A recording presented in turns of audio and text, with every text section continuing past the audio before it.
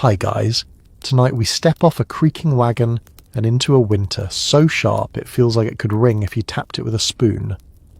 You're standing on the open prairie boots sinking into crusted snow breath, puffing out in small white clouds that vanish almost as soon as you notice them. Somewhere behind you is the long road you followed west. Somewhere ahead is the problem of surviving the night. You look at the ground at the low rise of a hillside half buried in drifts, and you understand why people before you chose to live underground. This is not romantic frontier life. This is the part they usually skip. You probably will not survive this if you do it wrong, and even if you do everything right, comfort is not invited. So before you get comfortable, take a moment to like the video and subscribe, but only if you genuinely enjoy what I do here. And if you are listening right now, half awake, let me know where you are in the world and what time it is there. Now dim the lights and stay right here with your body cold and your thoughts slowing as you move forward into the earth. You turn toward the hillside because the wind tells you to. It is not a suggestion, it is a shove. Winter on the plains does not swirl politely around you. It comes straight at your face carrying needles of snow and the promise of much worse by nightfall. The dugout you're about to sleep in is barely more than an idea yet, but it already feels safer than standing upright in the open. People did this across the Great Plains in the 19th century, especially during the homestead era when timber was scarce, and the land itself was the most reliable building material. That is a solid historical fact, one written into diaries and land records alike. Sod and earth were everywhere, and winter was not patient enough to wait for a proper cabin. You kneel and brush snow aside with gloved hands, finding frozen grass and hard-packed soil beneath. The smell surprises you.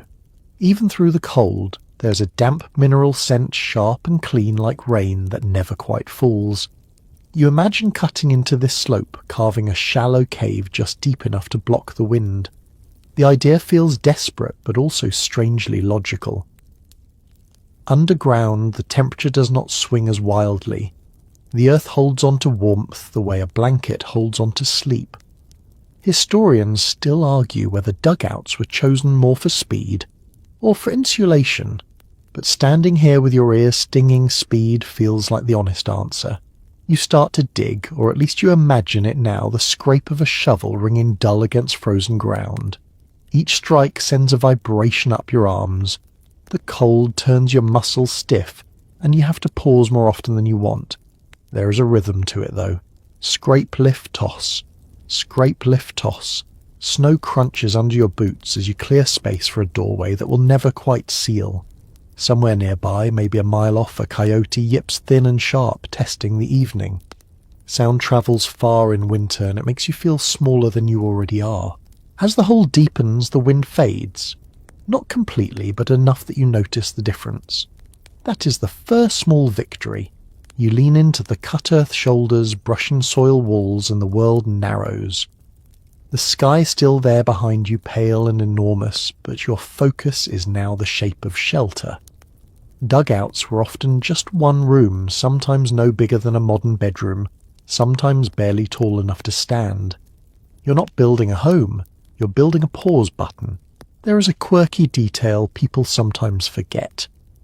Settlers occasionally line dugout walls with newspaper or old fabric, not for decoration, but because it helped slow drafts and keep loose dirt from shedding onto bedding. Imagine lying down at night with yesterday's news about distant cities pasted above your head, slowly peeling in the damp. It is strange, but it is also human. Even here you want something familiar near your face when you sleep. You pause to flex your fingers, feeling pins and needles bloom painfully as circulation returns. Cold is not just a temperature. It is an active force. It steals attention. It makes simple decisions feel heavy. You glance back out of the hole toward the open land, now glowing faintly pink as the sun drops. This is the moment when doubt creeps in. Would a tent have been easier? Would you regret digging when darkness comes? Scholars still debate how many dugouts were meant as permanent dwellings versus emergency shelters, and right now you understand why the answer is blurry. Intentions shift fast when the weather turns. You climb fully inside, testing the space with your body. The ceiling is low, you can touch it with one hand. The walls are cold but solid. Dirt presses back when you lean firm and oddly reassuring. Outside, the wind howls louder, as if offended you escaped it. Inside, there is a muffled quiet broken only by your breathing and the distant creak of frozen grass bending under snow. Your breath fogs the air hanging there longer than it should, and you realize ventilation will be an issue later. That is a problem for future you. Right now, survival comes in stages. As you widen the floor, you notice how sound changes. The shovel no longer rings, it thuds. Each movement feels slower, heavier, like the world itself is asking you to conserve energy. This is where bedtime history gets intimate. You're not listening to battles or speeches. You're listening to dirt fall and a body learning its limits. This is what it was like. You stop digging before exhaustion tips into danger. There is a fine line here. Too tired and mistakes happen. Too alert and sleep never comes. You step back out once more, gathering snow to bank against the opening, later a crude attempt at insulation. Snow, ironically, can keep warmth in if it stays put. People learn that quickly. It is one of those quiet survival facts that never makes it into textbooks, but shows up again and again in lived experience. Night edges closer. The sky deepens to blue, then something darker. You take one last look at the prairie, at how endless it feels, and then you duck back inside your dugout. The earth closes around you. Not in a threatening way, but in a steady one. The temperature is already different here. Still cold, yes, but calmer. Less sharp. Your shoulders drop a fraction without you telling them to. You sit on the packed dirt floor, listening. This is where sleep will happen eventually. Not yet. First, there is the simple act of being here, of letting the ground beneath you replace the open sky above. It is a strange trade, but tonight it feels like the right one. You shift your weight, and feel the slope beneath you more carefully now, because where you sleep tonight depends on how well this hillside understands winter. You are no longer just cold and tired. You are choosing. The land forces this slow attention. A dugout that faces the wrong way becomes a wind tunnel. One that cuts too deep invites collapse. People on the plains learn this by trial, error, and sometimes tragedy, and you can almost feel their caution guiding your hands. You step back outside again, squinting into the fading light. The wind hits you from the northwest, steady and unrelenting. That is your first clue. Many settlers oriented their dugouts away from prevailing winter winds, often to the south or east, because even a slight turn could mean the difference between tolerable drafts and constant misery. This is a well-established historical fact recorded in homesteader letters and agricultural guides of the late 19th century. The land was read like a book, but only after enough people got frostbitten turning the wrong page. You walk the line of the slope boots, crunching softly. The ground here rises just enough to shield an opening, but not so steep that snow will slide straight down and bury you. You imagine storms stacking drifts like walls overnight. You imagine waking up unable to push the door open. That thought makes your stomach tighten. Historians still argue whether snow burial was a common danger or an exaggerated fear, but diaries do mention frantic digging and blocked entrances often enough to make the concern feel real in your bones. You test the soil with your boot heel. It gives slightly under the frozen crust. That is good. Too sandy and the walls slump. Too rocky and digging becomes torture. Clay-heavy soil mixed with grass roots is the ideal compromise. It packs firm and holds shape, especially when frozen. You crouch and scrape at it with your glove, feeling the texture. It is gritty cold, alive with tiny fibres. This land has memory. There is a strange intimacy in this moment. You're reading a hillside the way someone else might read a face. Is it kind? Is it stable? Will it turn on you in the night? dugout builders often chose sites near creek banks or shallow draws, but not too close. Flooding was a real risk during spring thaws. Even now in winter you imagine meltwater seeping in later, turning floors to mud. Scholars still debate how many dugouts were abandoned specifically because of moisture problems versus social pressure to build above ground. But either way, water is the enemy you cannot ignore. You settle on a spot that feels right, a gentle curve in the land where grass once grew thick. The hillside breaks the wind just enough. Snow piles unevenly here, not too deep. You mark the place with a stomp of your boot, claiming it. There is no ceremony, just practicality. This is where you will sleep, breathe, and wait out the cold. As you return inside the half-carved space, you notice how the earth already changes the soundscape.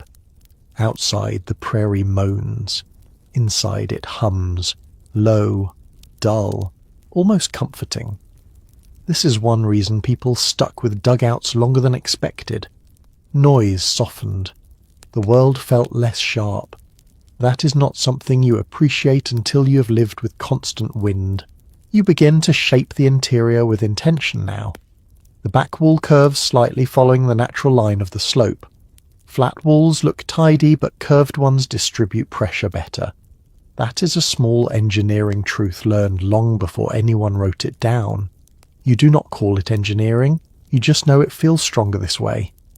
A quirky detail from the period is that some settlers deliberately left tool marks visible in the walls, believing rough surfaces helped prevent chunks of dirt from falling. Whether that actually helped, or just made them feel better, is still debated. You pause again, catching your breath. The air inside feels heavier already, warmer but heavier. That is the earth doing its job. Underground temperatures remain more stable than surface air, a principle farmers and builders relied on without ever using the word geothermal. You feel the difference on your skin, especially on your cheeks, where the sting fades slightly. It is subtle, but in winter, subtle changes matter. You think briefly about neighbours, or rather the absence of them.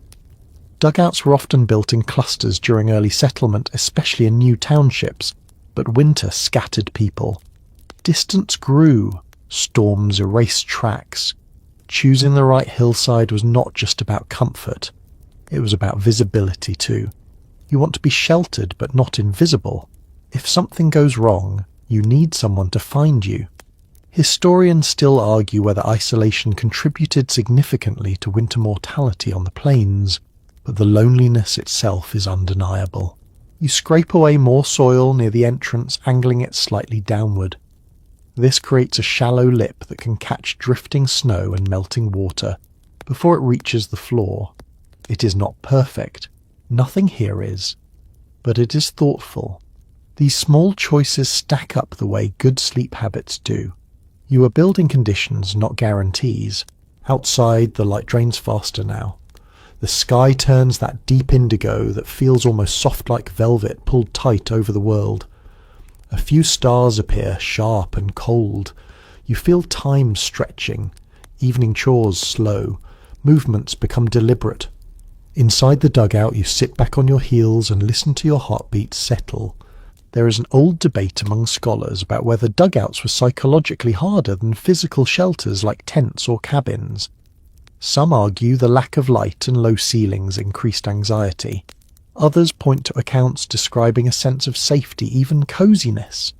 Sitting here, you feel both possibilities hovering. The earth presses close. It could comfort you. It could also weigh on you. Which it becomes might depend on the night.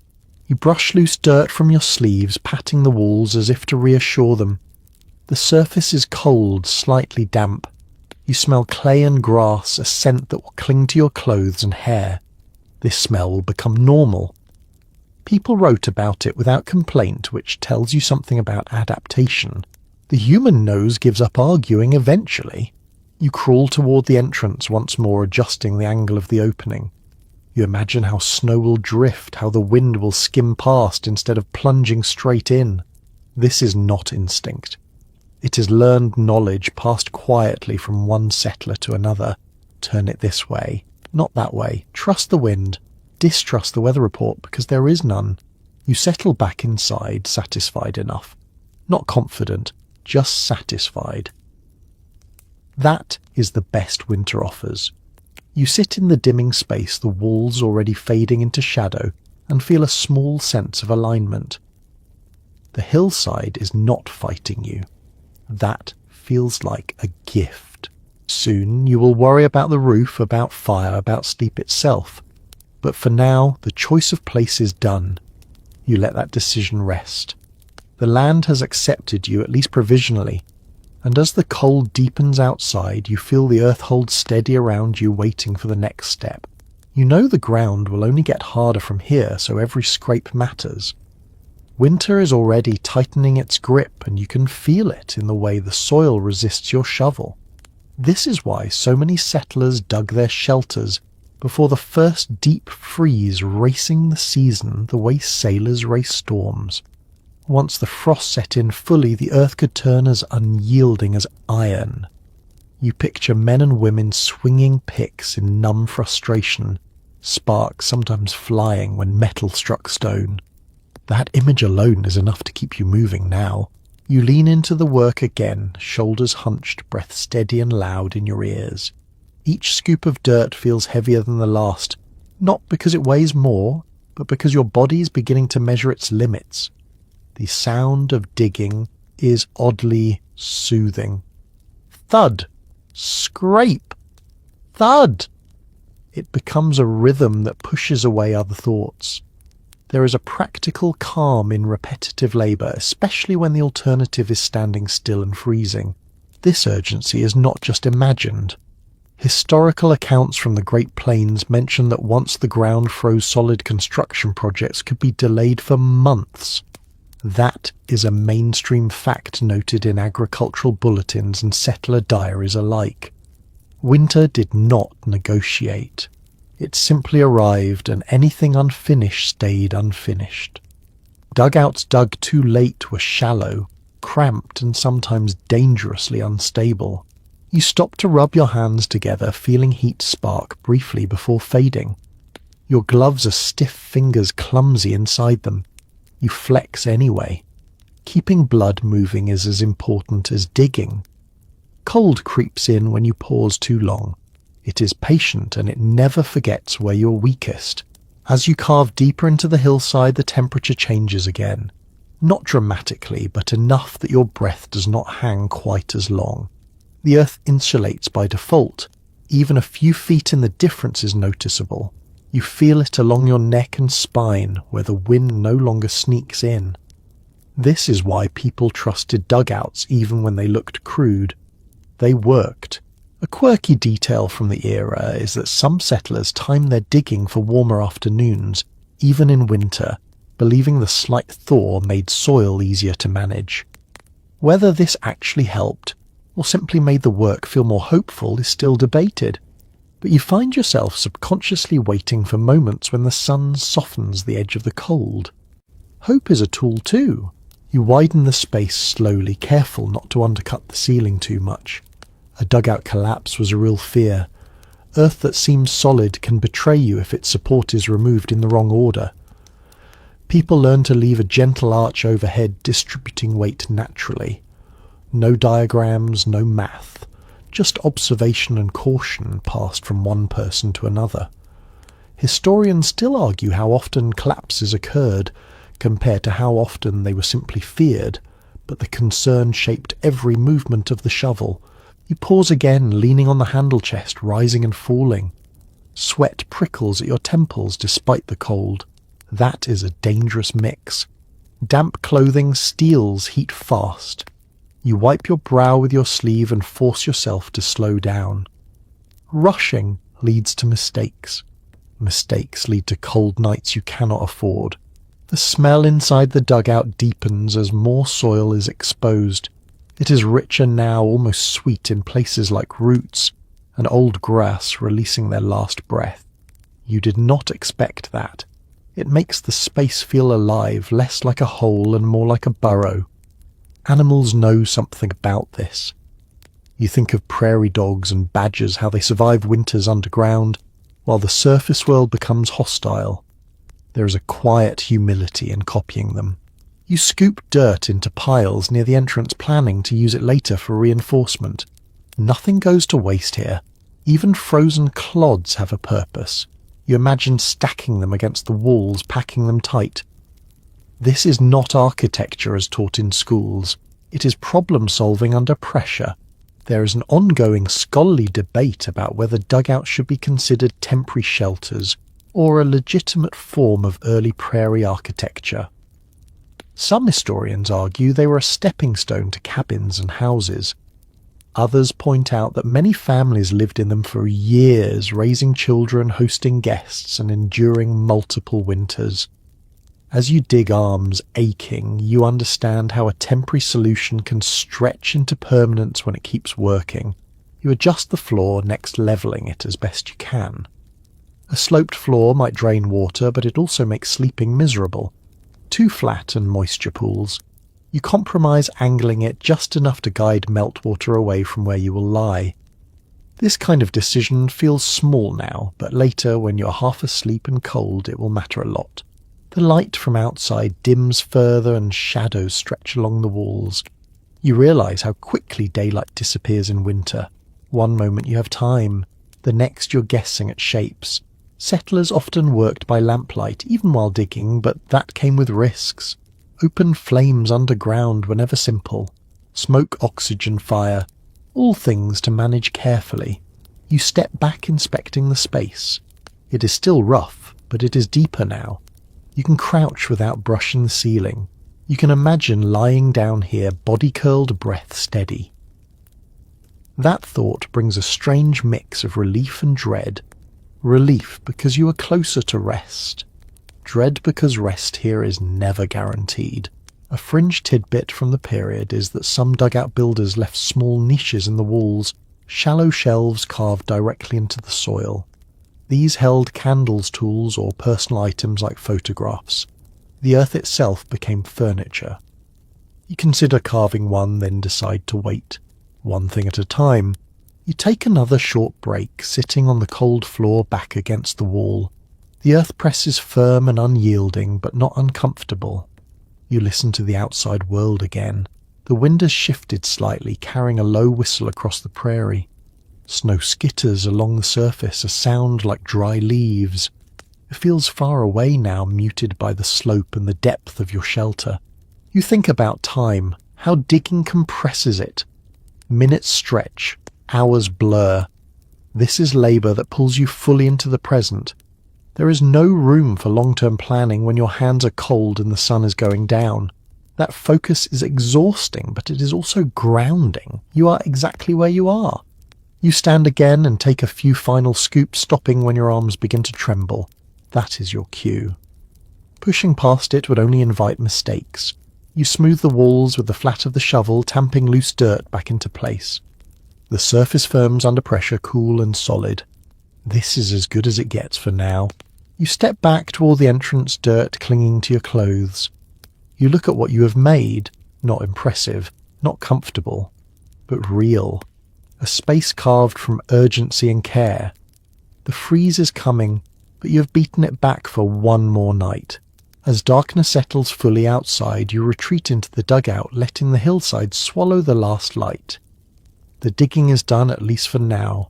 Your body hums with fatigue, a deep tiredness that promises sleep if you can stay warm. You breathe in the earthy air and feel the ground hold. Tomorrow there will be more work. Tonight this will have to be enough. You start shaping the walls with more care now, because this is the part where hope gets packed into dirt. The space is no longer just a hole.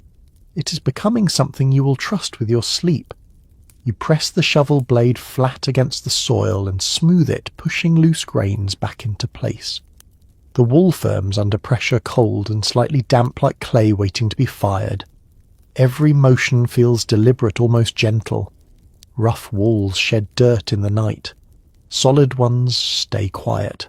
Accounts from 19th century homesteaders describe how packed earth could become surprisingly strong, especially when mixed with grass roots that acted like natural reinforcement. That detail shows up again and again in letters sent east often. with a tone of mild amazement. People did not expect dirt to behave like a building material, yet here it is standing between you and the winter. You lean your shoulder into the wall and test it. It does not move. That small success brings a flicker of confidence, not joy, just the absence of fear for a moment. You work along the sides, tamping down soft spots, rounding corners, so there are no weak angles. Sharp corners crack. Curves distribute pressure. This is not theory. It is learned through watching what fails. There is a lesser-known detail tucked into some settler journals. A few people mixed straw or dry grass into loose soil and packed it back into the walls, believing it helped prevent crumbling. Whether this actually strengthened the structure or simply made the builders feel more in control remains uncertain, but the practice appears often enough to suggest it mattered to them. You consider the grass clinging to the soil here and decide not to strip it away. Let the land help itself. You crouch low as you work, knees stiff, breath slow. The ceiling hangs close overhead. You can feel its weight without touching it, a gentle pressure on your awareness. Some people found this unbearable, others found it comforting.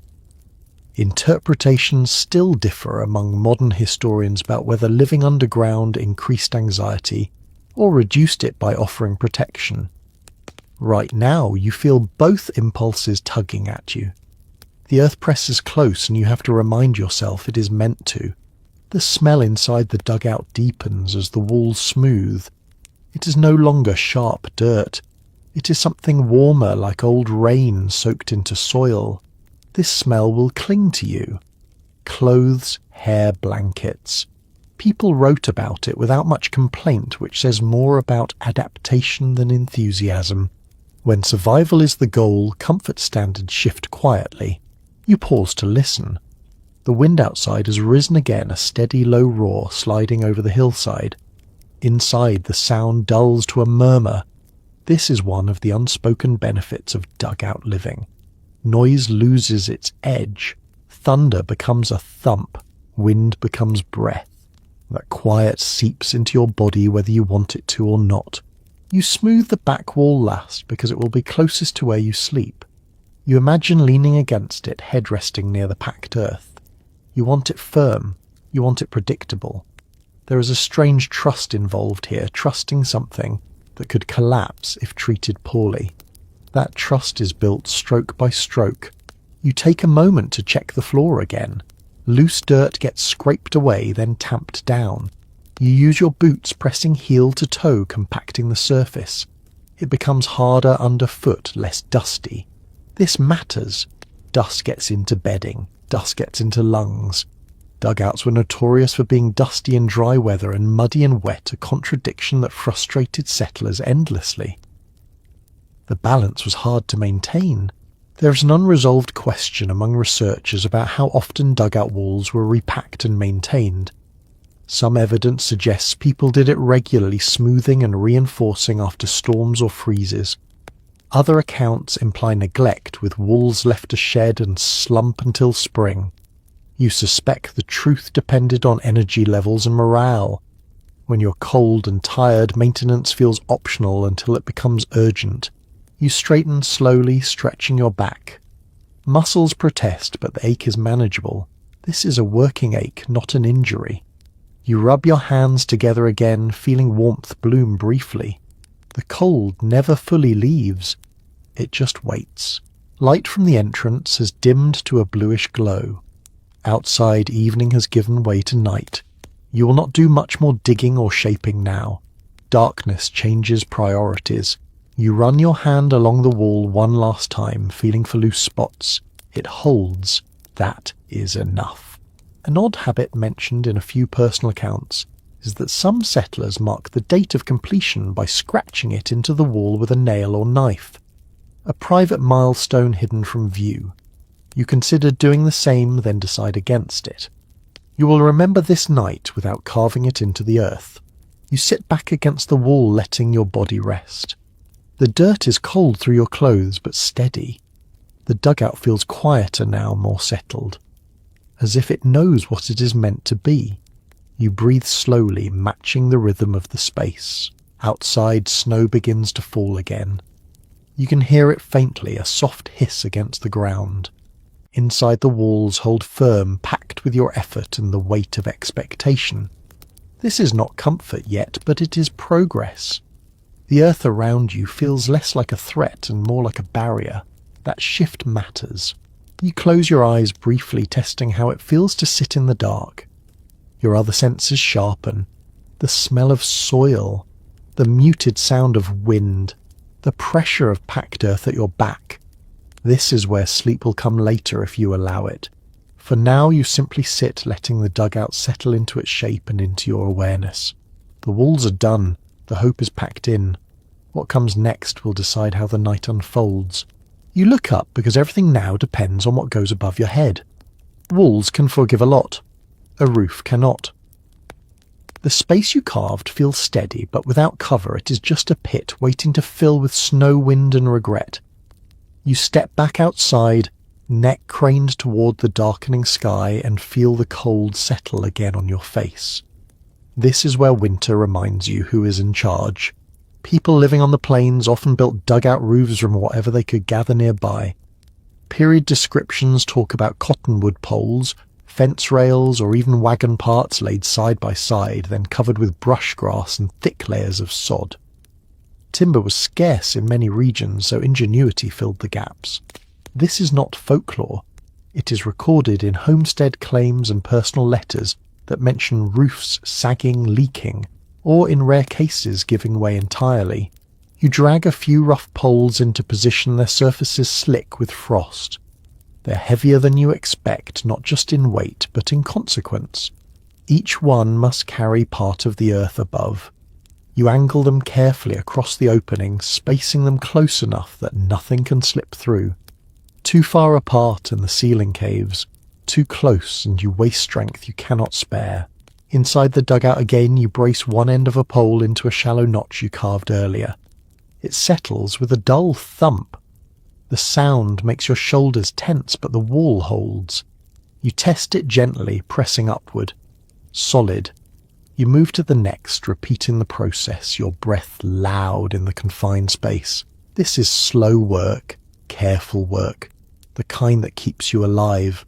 One small but curious practice mentioned in a handful of frontier diaries is that some builders deliberately left the poles slightly uneven, believing it helped distribute weight more naturally.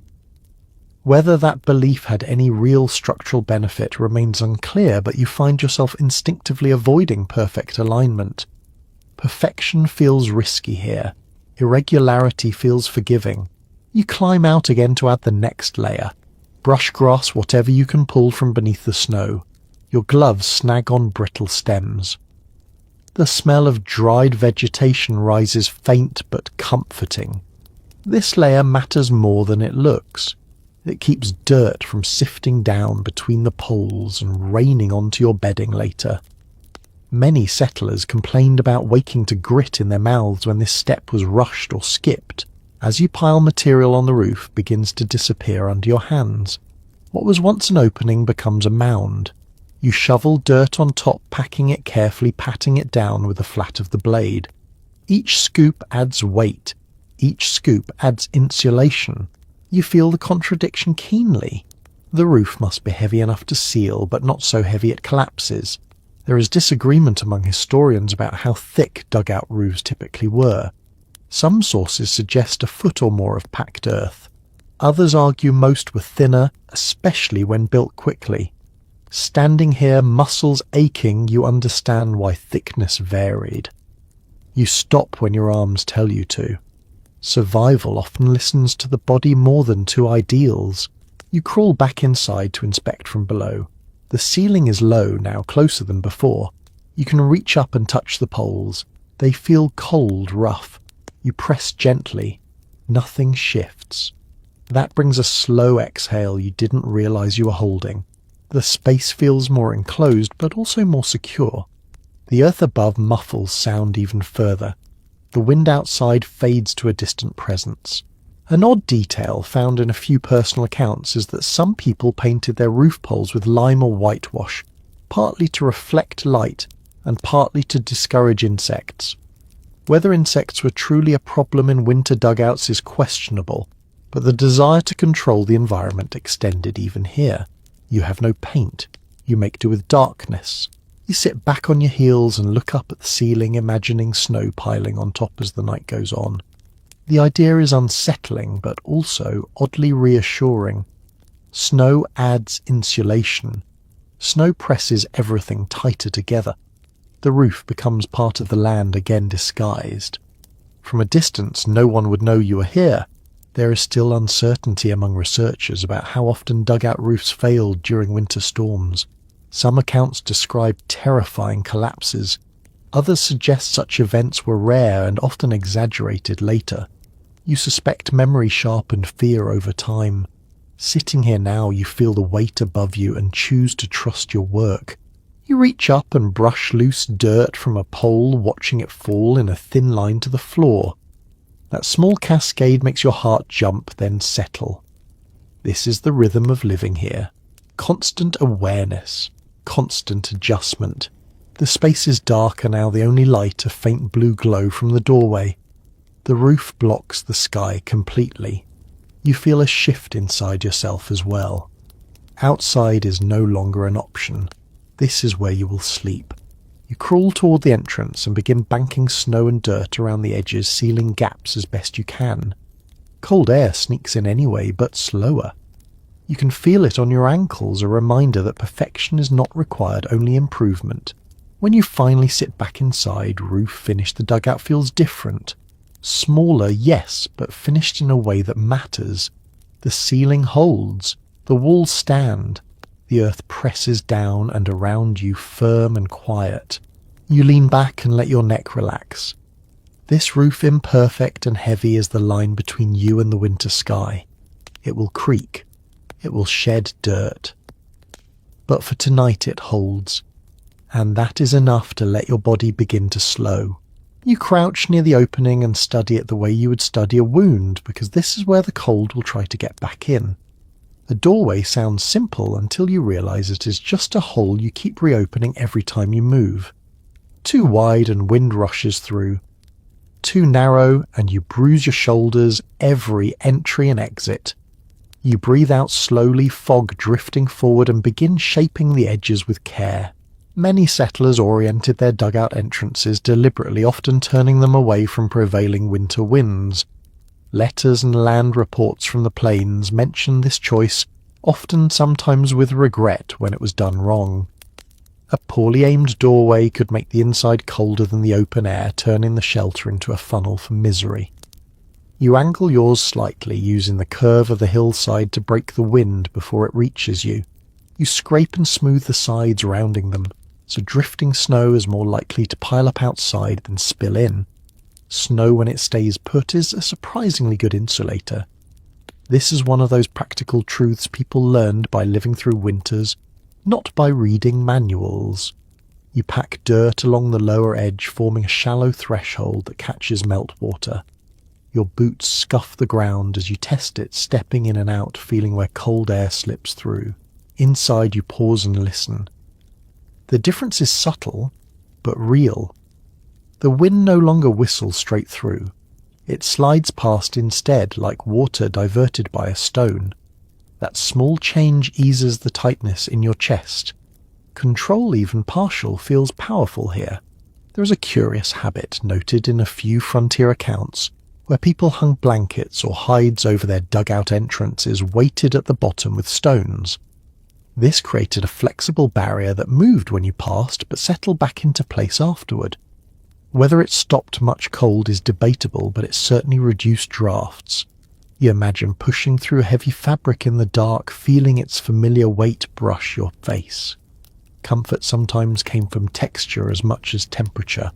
You consider what you have available. Maybe a coat you can spare later. Maybe sacks. For now you settle for banking more snow and dirt along the edges, pressing it in with gloved hands. The cold bites at your fingers, sharp and immediate. You pull back, shaking your hands to bring life back into them. The doorway demands respect. You sit just inside the entrance, legs stretched out, and test how the air moves. Cold still creeps along the floor, hugging the ground. Warm air rises and has nowhere to go. This creates a strange balance where your head feels almost comfortable while your feet ache. Dugout dwellers often slept with feet toward the fire. For this reason, a detail mentioned casually in personal letters that reveal a lot about daily adaptation. There is no consensus among modern researchers about how airtight dugouts typically were. Some argue they were drafty and miserable. Others point to accounts describing them as surprisingly snug. Sitting here now, you suspect both are true, depending on how much care went into details like this doorway. Shelter is not just about walls and roofs. It is about edges. You scrape the top of the opening slightly higher, shaping it so melting snow drips outward rather than inward. Water is quieter than wind, but more persistent. You imagine spring thaws, later muddy floors, damp bedding. That is not tonight's problem, but you feel it hovering in the future. Dugout life always asked you to think one season ahead while surviving the current one. As darkness thickens, you notice how the doorway frames the outside world. A rectangle of night stars, faint and sharp. The prairie beyond feels distant now, almost unreal. This small opening is your only connection to it. That thought is both comforting and unsettling. You control what comes in. You also depend on it for air and light. An overlooked detail from some homesteader recollections is how often doorways had to be reworked after storms. Snow drifted differently than expected. Wind shifted. What worked one night failed the next. Living here meant constant adjustment. You accept that now. Nothing you build tonight is final. You crawl back deeper into the dugout and sit against the wall, watching the doorway from a few feet away. Cold air creeps in low and slow like a cautious animal. It does not rush anymore. That is progress. You pull your coat tighter, feeling fabric bunch around your shoulders. The space feels more private now, more defined. The doorway is no longer just an absence. It is a controlled opening. That distinction matters when you are trying to rest. You reach out and pat the dirt beside the entrance, firming one last loose patch. The wall answers back with a dull solidity. You nod to yourself, a small gesture in the dark. This is as good as it gets for tonight. Soon you will worry about light and fire, about smoke curling where it should not.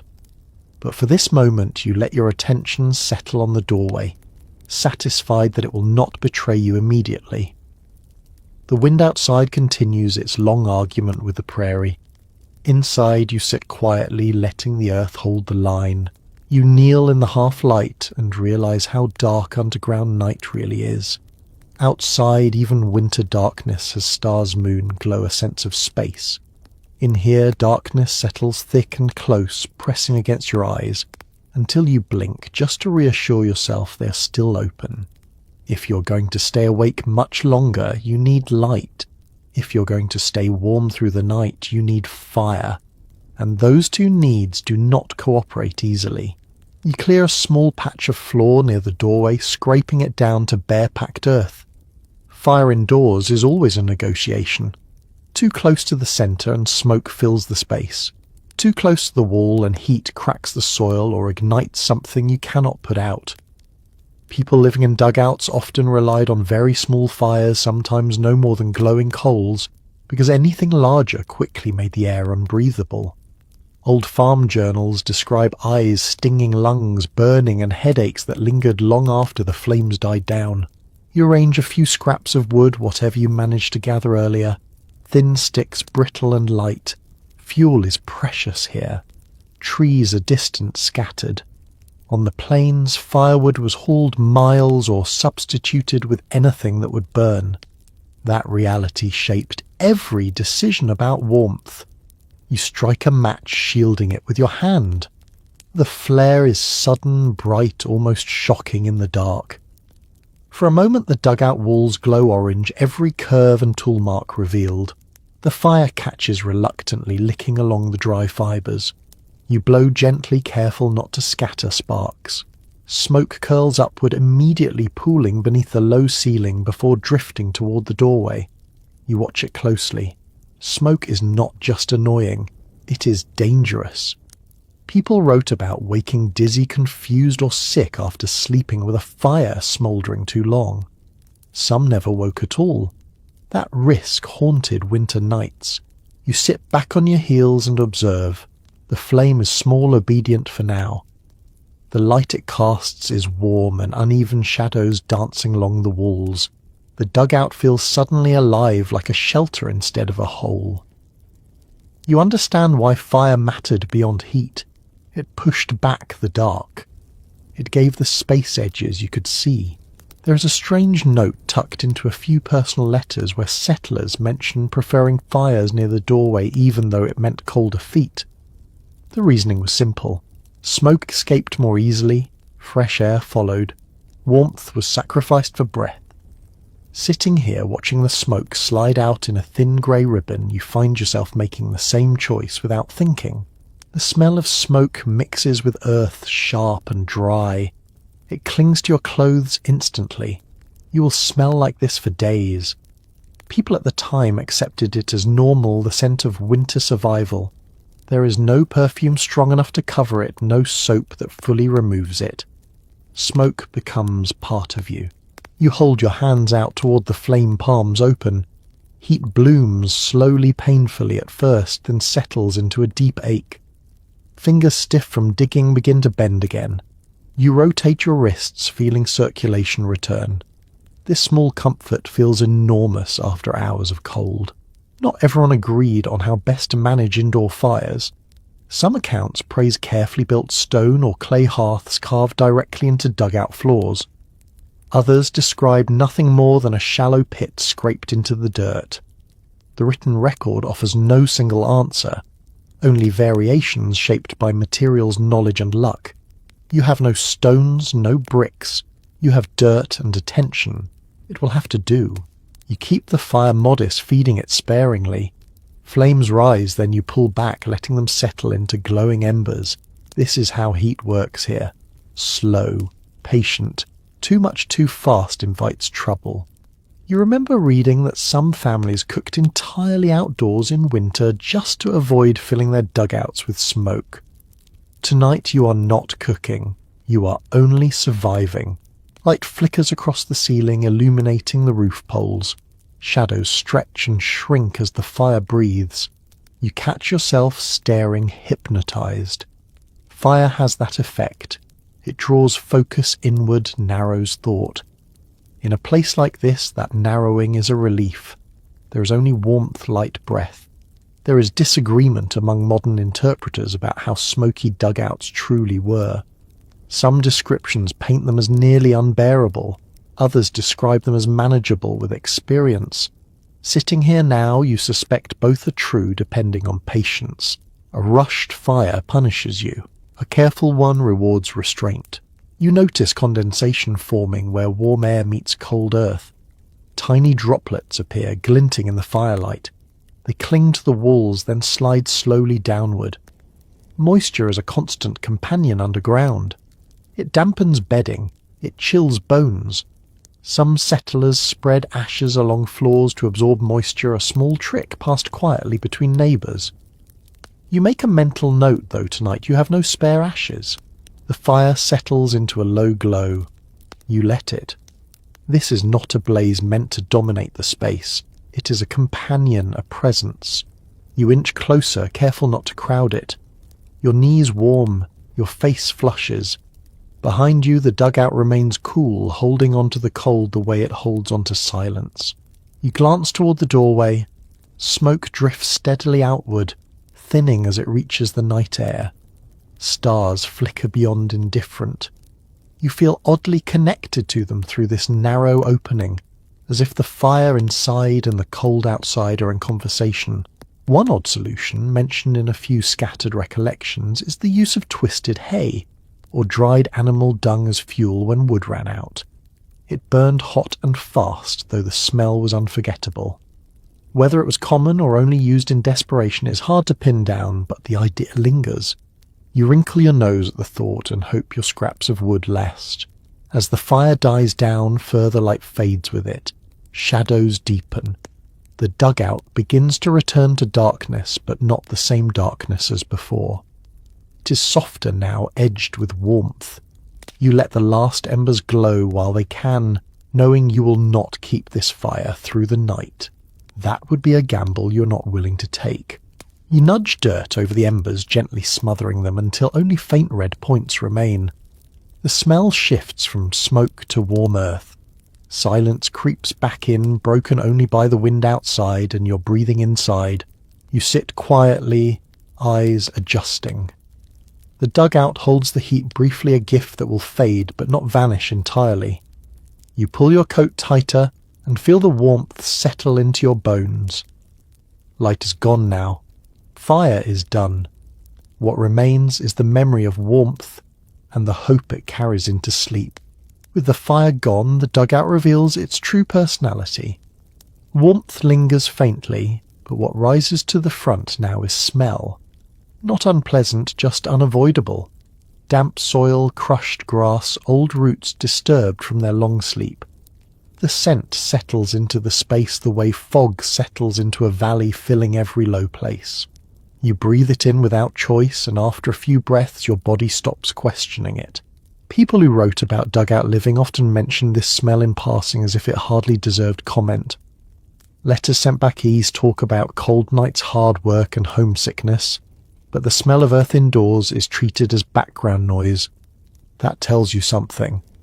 When everyone shares the same conditions, they stop standing out. Earth becomes the baseline. You shift your position and notice how the floor releases a faint chill upward even after the fire. Cold does not disappear underground, it waits. The air near the ground feels heavier, cooler, carrying the scent more strongly. You lift your chin slightly instinctively, seeking the warmer layer higher up. Dugout dwellers learn this quickly. Heads up, feet warm if possible, bodies adapt to invisible layers.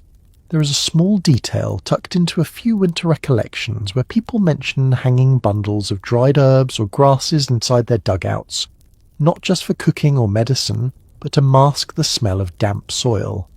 Sage mint whatever could be found. Whether this actually improved air quality or simply comforted the mind is uncertain, but the practice shows how sensitive people were to scent when sight and sound were limited. You press your palm against the wall beside you. It feels cool and slightly slick. Moisture beads there, forming slowly, catching what little light remains. The earth breathes in its own way. Warm air from your body meets cold soil and leaves traces behind. You will wake to dampness no matter how careful you are. This was one of the most common complaints recorded in winter diaries, more frequent even than cold itself. Wet cold is harder to fight. You take a slow breath and let it out through your nose. The smell is strongest at first, then fades into something neutral. The human nose adapts quickly when it has no alternative. This adaptation is quiet and relentless, much like frontier life itself. What once seemed unbearable becomes ordinary in a matter of days.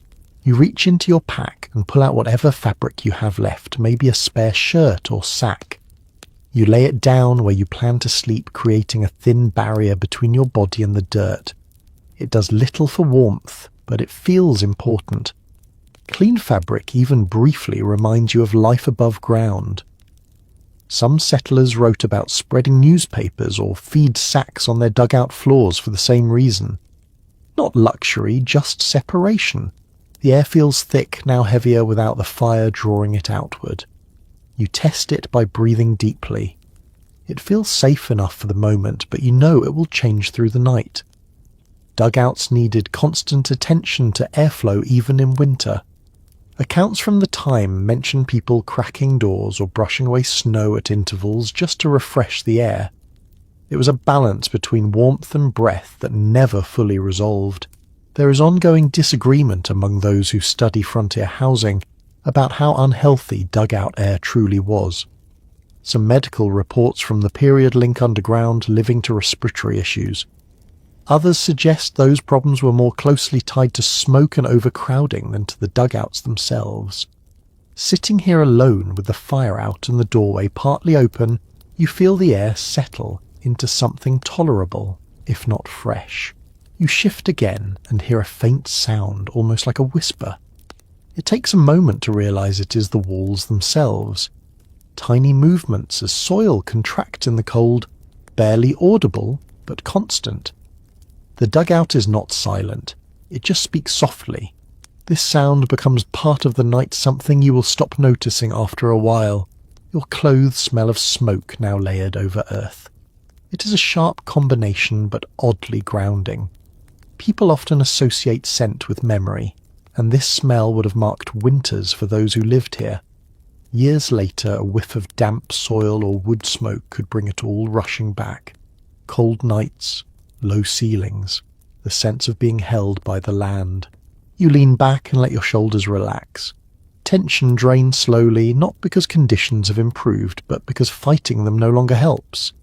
Acceptance becomes its own form of rest. The dugout smells like the ground because it is the ground. There is no pretending otherwise.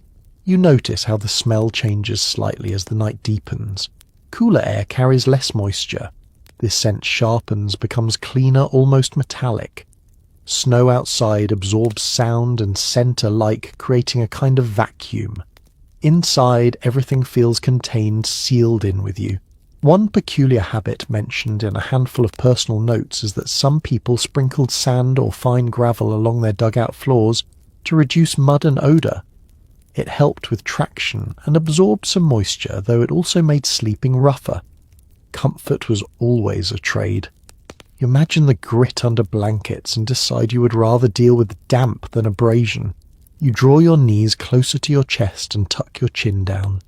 Your breath warms the space immediately in front of your face. This pocket of warmth feels precious. You breathe slowly, rhythmically, letting the smell fade into the background of your awareness. The dugout has a presence now, not threatening, just steady. The smell, the cool walls, the muted sounds all blend into a single sensation. Enclosure, protection, limitation, all at once. You think briefly about how different this would feel with another person here. More warmth, less air, more noise. Families adapted to that balance too, sharing small spaces through long winters. Some accounts describe the dugout as stifling when full, others as comfortingly close. Perspective shifts with need. For now you're alone with the smell of earth. It is honest. It does not pretend to be anything else. As your breathing slows, your body accepts it as the scent of shelter. The ground beneath you is not clean, not dry, not kind, but it is holding, and tonight that is enough. You start assembling what passes for a bed and the word feels generous. This is not a mattress.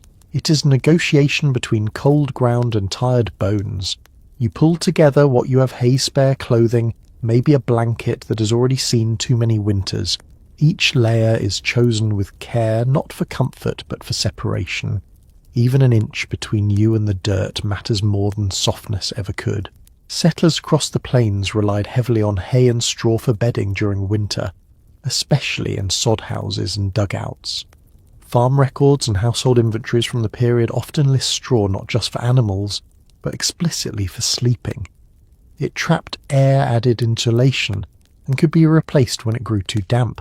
That detail appears so often it becomes almost invisible, but here, kneeling on the floor, you understand its importance immediately. You spread the hay first, fluffing it as much as stiff, cold stalks will allow. It smells dry and faintly sweet beneath the heavier scent of soil. The sound it makes as you arrange it is soft, whispery, a relief after the scrape of digging. You press down with your hand and feel it spring back slightly. That resistance feels like a promise. Over that you lay whatever fabric you have left. A blanket if you're lucky, a coat if you're not. You hesitate before using the coat. It is your protection when you move. But once you lie down, movement will be minimal. You decide warmth now matters more than later. You spread it flat, smoothing wrinkles with numb fingers.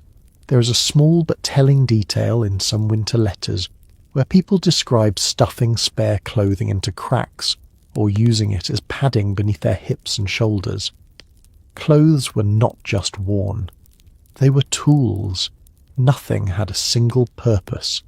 You roll a shirt into a rough pillow shape and set it aside, imagining your head resting there later. You lower yourself onto the bedding, slowly testing it. The hay crackles, faintly shifting under your weight. Cold pushes up from below immediately, but muted. Not gone, just dulled. You adjust your position, sliding an inch to the left, then right, searching for the least punishing spot.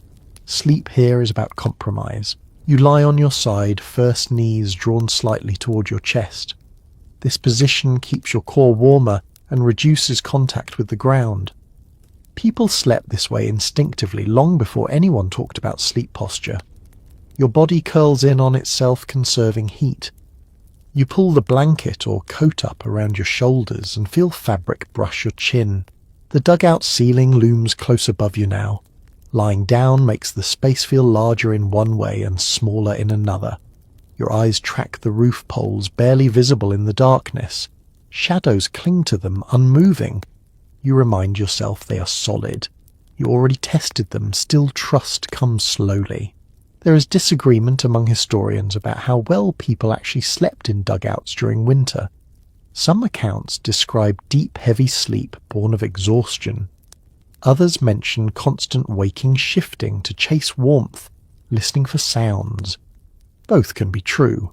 Sleep is shaped as much by expectation as by environment. Tonight you're too tired to argue with your body. You reach down and tuck loose hay around your hips and thighs, filling gaps where cold sneaks in. This is a learned motion, one repeated night after night by people who lived this way. Bedding was not static. It was adjusted constantly like a living thing. You feel a small satisfaction as the cold recedes just a bit. The smell of hay mixes with earth and smoke, creating a layered scent that feels strangely calming. It reminds you of barns of animals settling in for the night. That association is not accidental. People slept near livestock for warmth, when they could sharing body heat across species. Here you borrow only the smell and the memory. You settle back and listen. The wind outside has softened, or perhaps you're just less aware of it now. The dugout walls absorb sound, turning sharp gusts into low murmurs. This muffled world makes time feel thicker, slower. Minutes stretch. Thoughts loosen. A curious habit mentioned in some frontier recollections is that people often slept with their heads toward the back wall and feet toward the entrance. The reason was practical.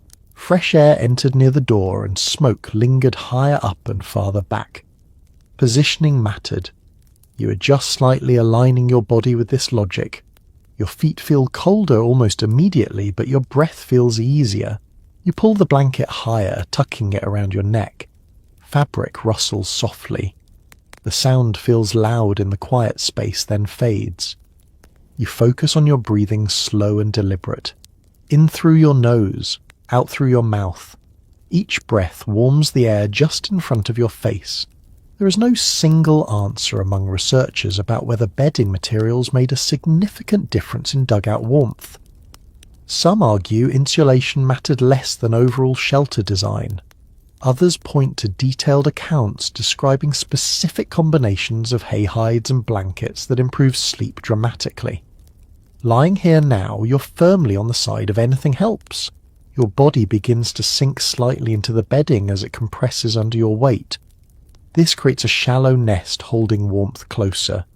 You resist the urge to shift too much. Movement lets heat escape. Stillness keeps it.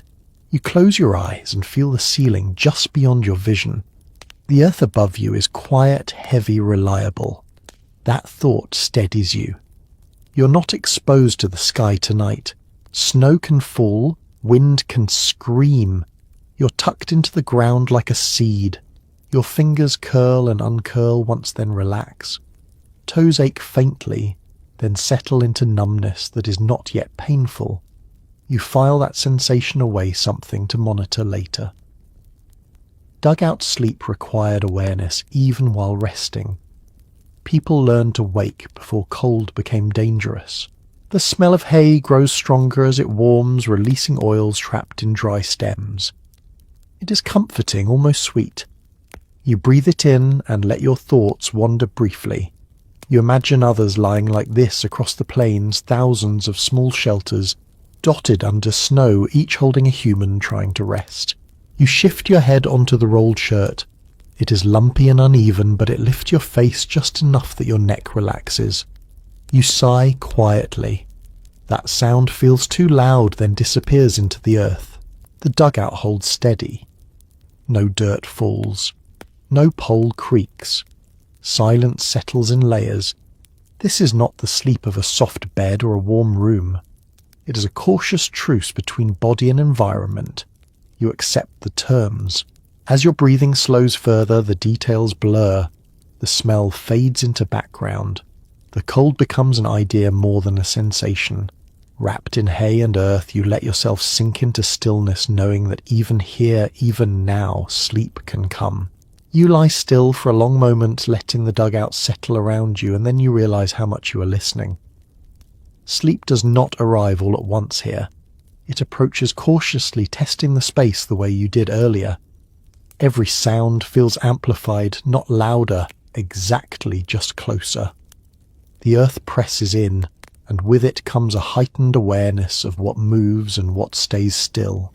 Above you, wine drags itself across the prairie. It does not howl anymore. It scrapes. A low, uneven sound, like something heavy being pulled slowly over stone. Snow shifts somewhere on the roof, a soft slide followed by silence. You hold your breath without meaning to, then let it out when nothing follows. This is the rhythm of the night. Anticipation, pause, release. People who slept in dugouts often wrote about how the land never fully went quiet in winter. Even when storms passed, there were always small sounds. Ice contracting, grass bending under snow, soil tightening as temperatures dropped. These were not noises that signaled danger, but your body does not always know the difference. You lie there, muscles half ready, half resting. Your bedding rustles faintly as you adjust one shoulder. Hay shifts settling under your weight. The sound feels loud in the enclosed space, then fades quickly. You remind yourself that stillness is warmth. Every movement lets heat escape. You tuck your hands closer to your chest and curl slightly tighter, finding a position that holds heat without straining joints.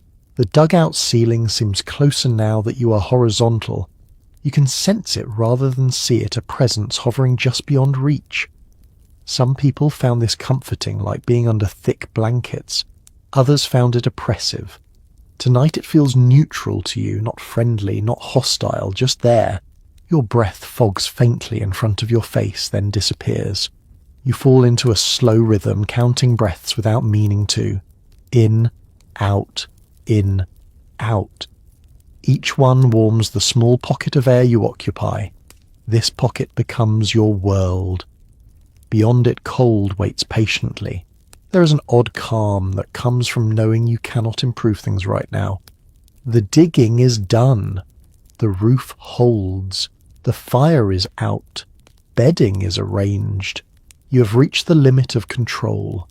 That acceptance loosens something inside you. You stop planning and start resting. Outside, a distant sound reaches you.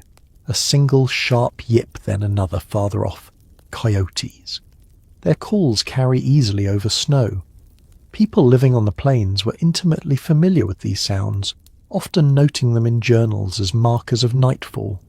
You listen until the calls fade, swallowed by distance. They are not a threat to you here, but they remind you how thin the walls are between worlds. The dugout responds to temperature changes in subtle ways. As the night grows colder, the soil contracts slightly. You hear a faint tick, then another. Not cracking, just settling. This is the earth adjusting itself. You tense briefly, then relax when nothing follows. Over time, these sounds become familiar, almost reassuring. The dugout is alive in its own slow way. Your feet ache, then slowly go numb. You shift them once, just enough to bring a whisper of warmth back, then still them again. People learn this balance through experience. Move too much, and you chill. Move too little, and circulation suffers. Sleep becomes a careful dance even while unconscious. You think briefly about how many people slept like this night after night through entire winters. Not as a novelty, not as an experiment, but as routine. Children fell asleep to these sounds. Adults woke to them. Life folded itself into spaces like this without ceremony. That thought brings a strange sense of continuity, as if you are borrowing someone else's night. There is a story mentioned in one winter letter about a family who learned to tell time by the sounds outside their dugout. Wind patterns changed near midnight. Ice shifted differently before dawn. Without clocks, the land became the schedule.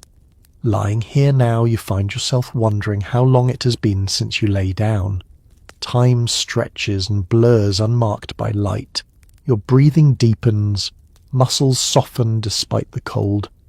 This is the body taking over, insisting on rest even when conditions are imperfect. Sleep here is not luxurious.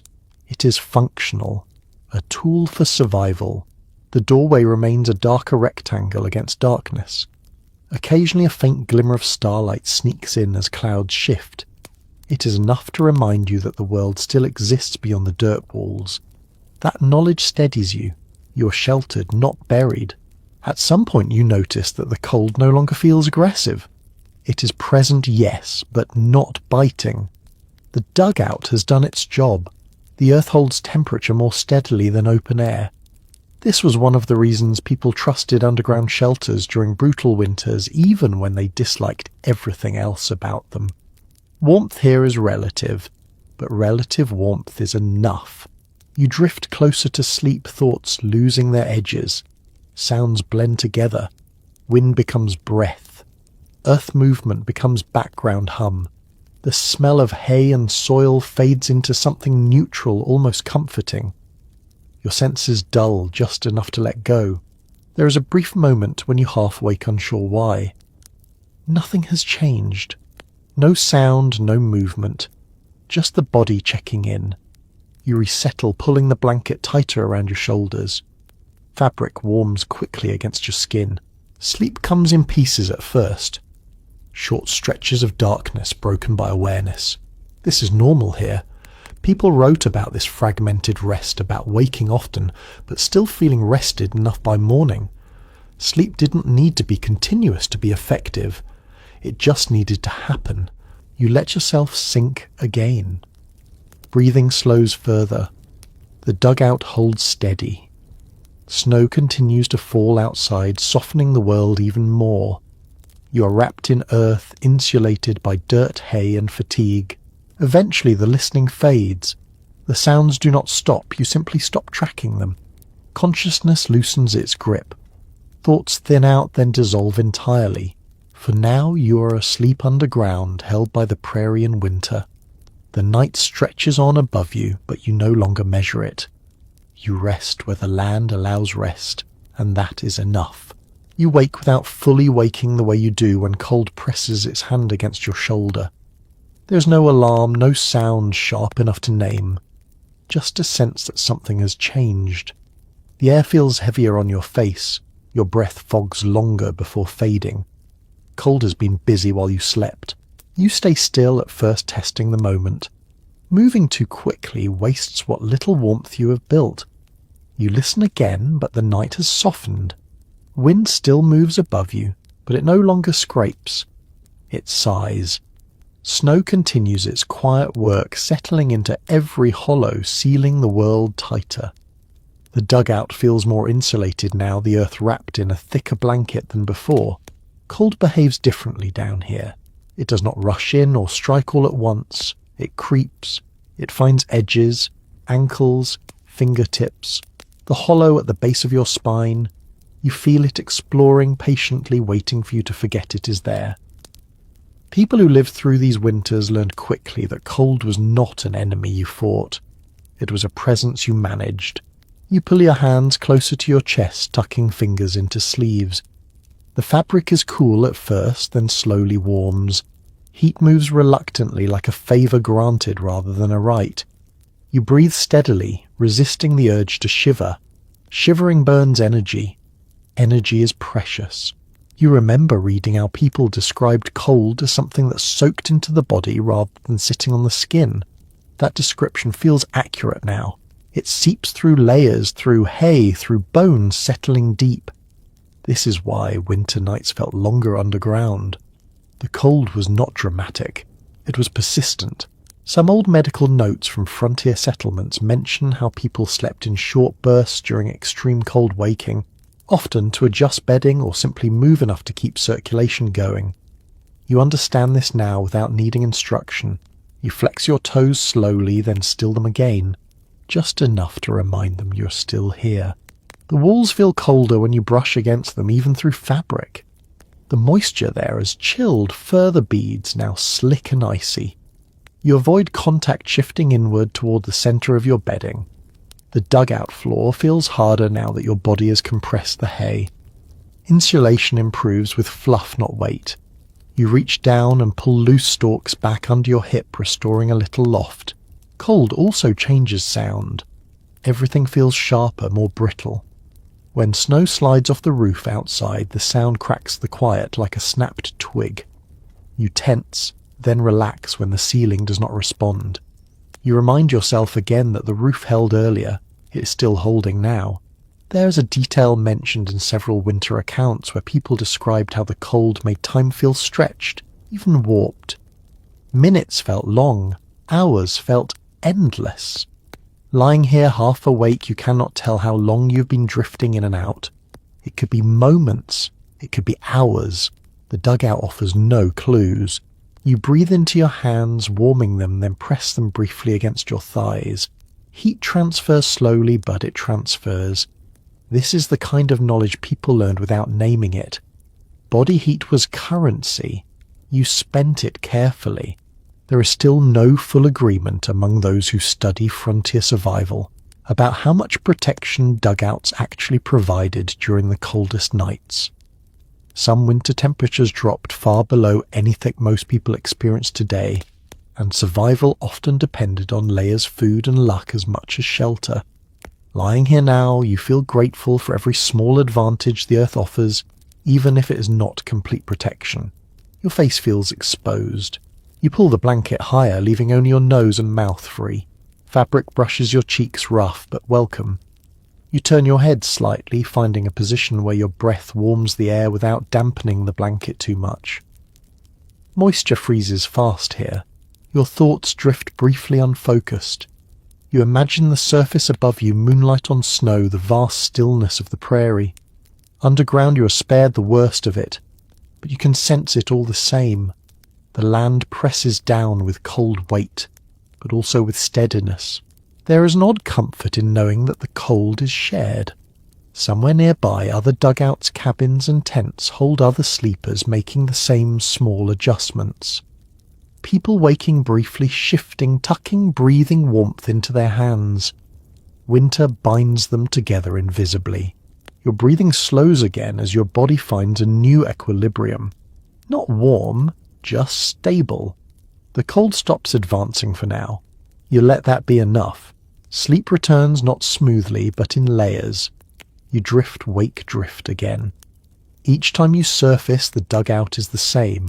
Wall steady, roof intact, doorway dark. That consistency matters more than comfort. Eventually awareness thins. The cold remains, but it fades into the background, no longer demanding constant attention. Your body sinks deeper into the bedding, conserving what it can. You sleep again, this time more fully wrapped in earth and patience. Cold continues its slow work outside and within, but for now you and the dugout have reached an understanding. The night goes on and you rest inside it. You surface into awareness again, not because of cold this time, but because of sound. It slips into your sleep quietly, then grows just enough to pull you up. At first you cannot place it. It is not wind exactly, not an animal either. It is the land itself speaking in winter tones you're still learning to understand. You lie still listening. Somewhere nearby ice shifts within the soil. The sound is low and brief, like a knuckle cracking beneath a blanket. Then silence returns. Moments later another sound follows a faint creak above you, as the roof responds to the weight of snow settling unevenly. Your chest tightens, then eases when nothing else happens.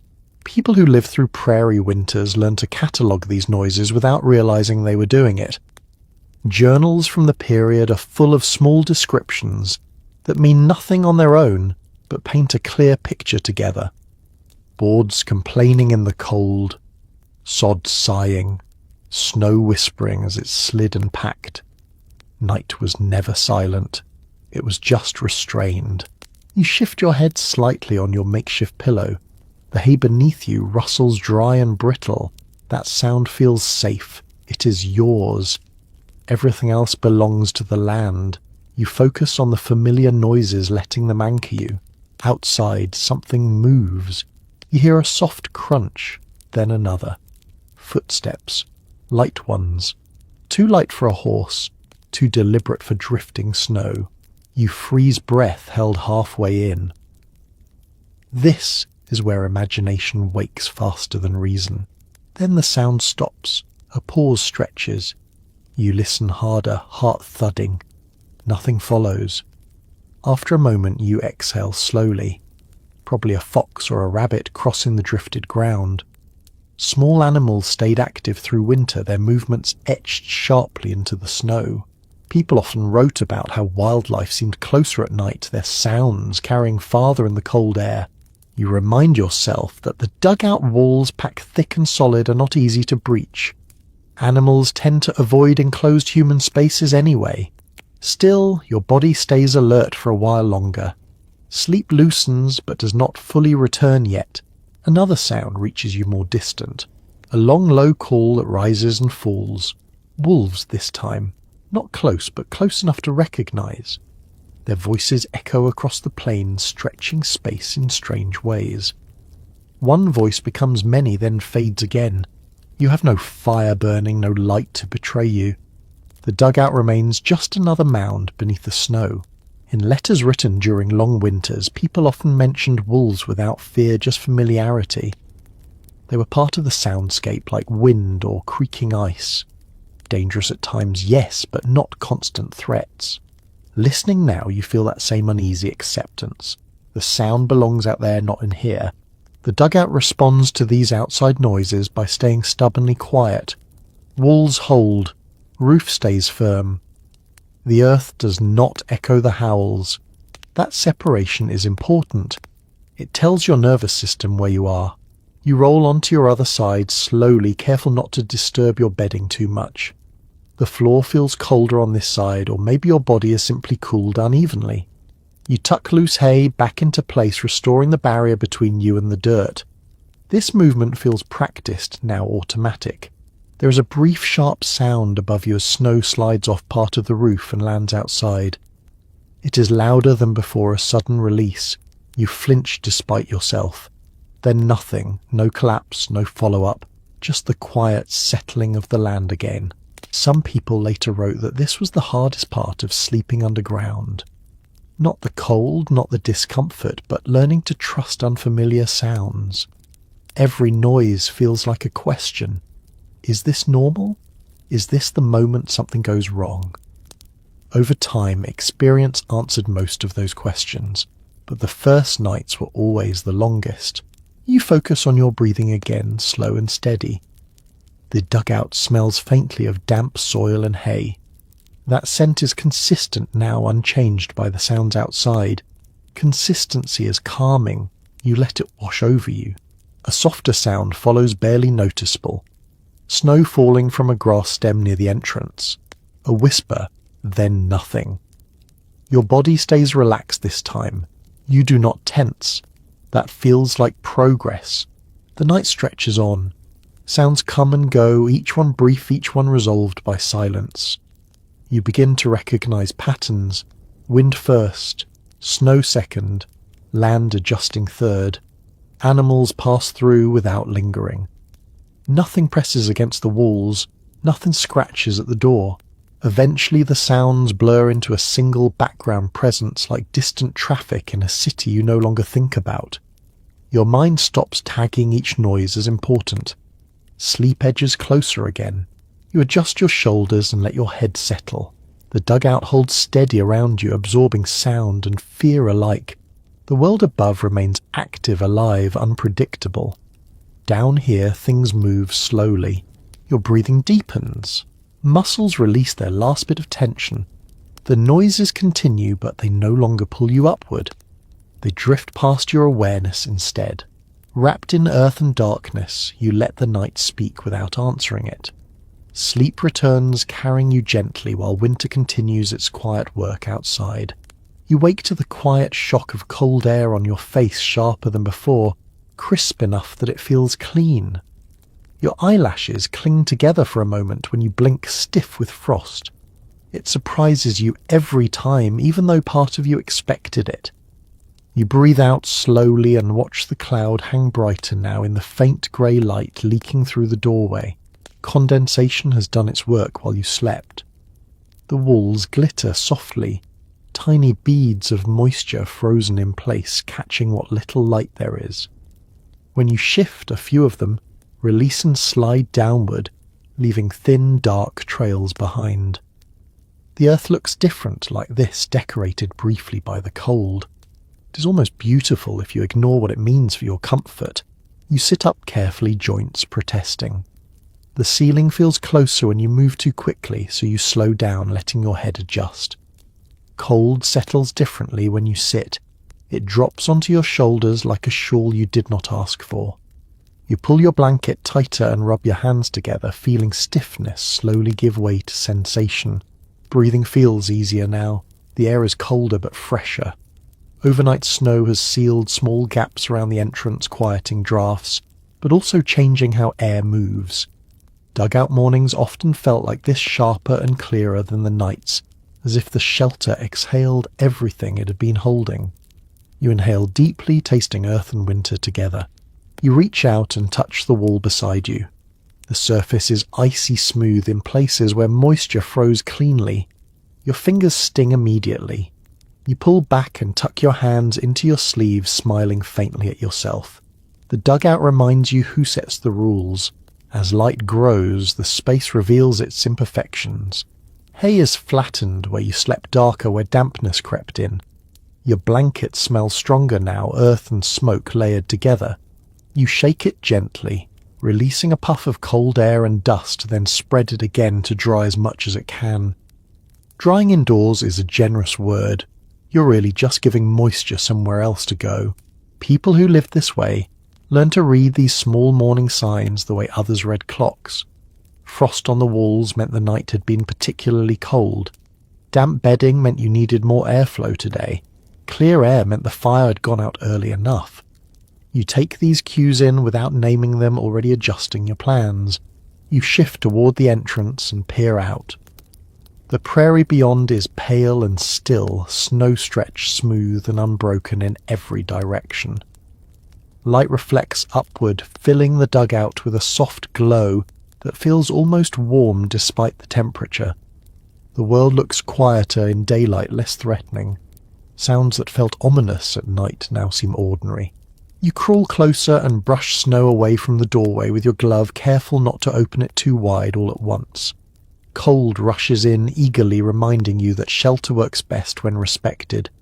You pause, letting the air exchange slowly, then open it a bit more. Freshness spills inside, carrying the faint scent of distant grass buried beneath snow. You notice your breath no longer fogs as thickly once the air mixes. That balance matters. Too sealed and the dugout feels stale. Too open and it bleeds warmth.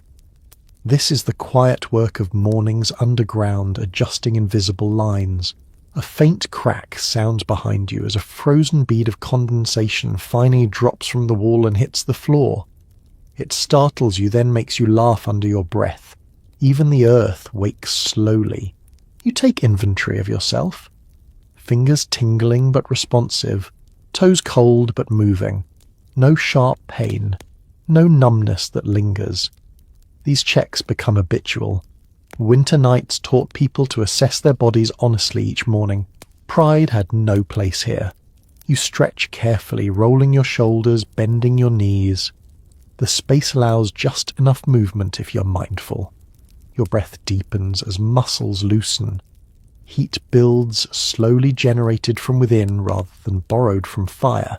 The light strengthens as the sun climbs higher, though you cannot see it directly. The dugout brightens in patches, shadows retreating into corners. You realize how much you missed light while sleeping. Darkness presses differently underground. Daylight feels like permission. You brush frost from your hair and collar, sending tiny crystals tumbling to the floor. They melt almost immediately, darkening the dirt. Moisture never rests here. It just changes form. You sit quietly for a moment, letting the morning settle. The dugout has held through the night. That fact carries weight. Trust builds slowly, night by night, until the shelter feels less like an experiment and more like a place. Outside the prairie waits vast and indifferent. Inside the earth holds you close. You gather your blanket, shake it once more, and prepare to face the day, knowing that tonight you will return here again. The dugout has earned that expectation. You move slowly into the morning, because underground mornings demand patience. Every action sends a message to cold muscles and stiff joints, and they answer in their own time. You roll your shoulders again, then your neck, listening to the faint pops and sighs that follow. The dugout smells sharper now, cleaner than it did last night, as if the cold scrubbed it while you slept. Chores come first, even before warmth. You push yourself up onto your knees and begin tidying the space, not because it looks messy, but because order matters here. Loose hay gets shaken and spread to dry where light can reach it. Damp patches on the floor are scraped away and replaced with drier dirt from the edge. These small tasks were part of daily life for people who lived this way. Morning maintenance kept problems from growing quietly into disasters. You brush dirt from your clothes, sending fine dust drifting through the light. It sparkles briefly, then settles. Your hands move automatically now, already learning the rhythm of this place. The dugout teaches quickly. Ignore it and it punishes you. Attend to it and it gives you a little grace. Cold still clings to your fingers, but movement brings heat back faster than fire ever could. You squat and stand a few times, feeling blood return. This kind of movement was common in winter routines, though no one would have called it exercise. It was simply what kept bodies working when days were short and shelters tight.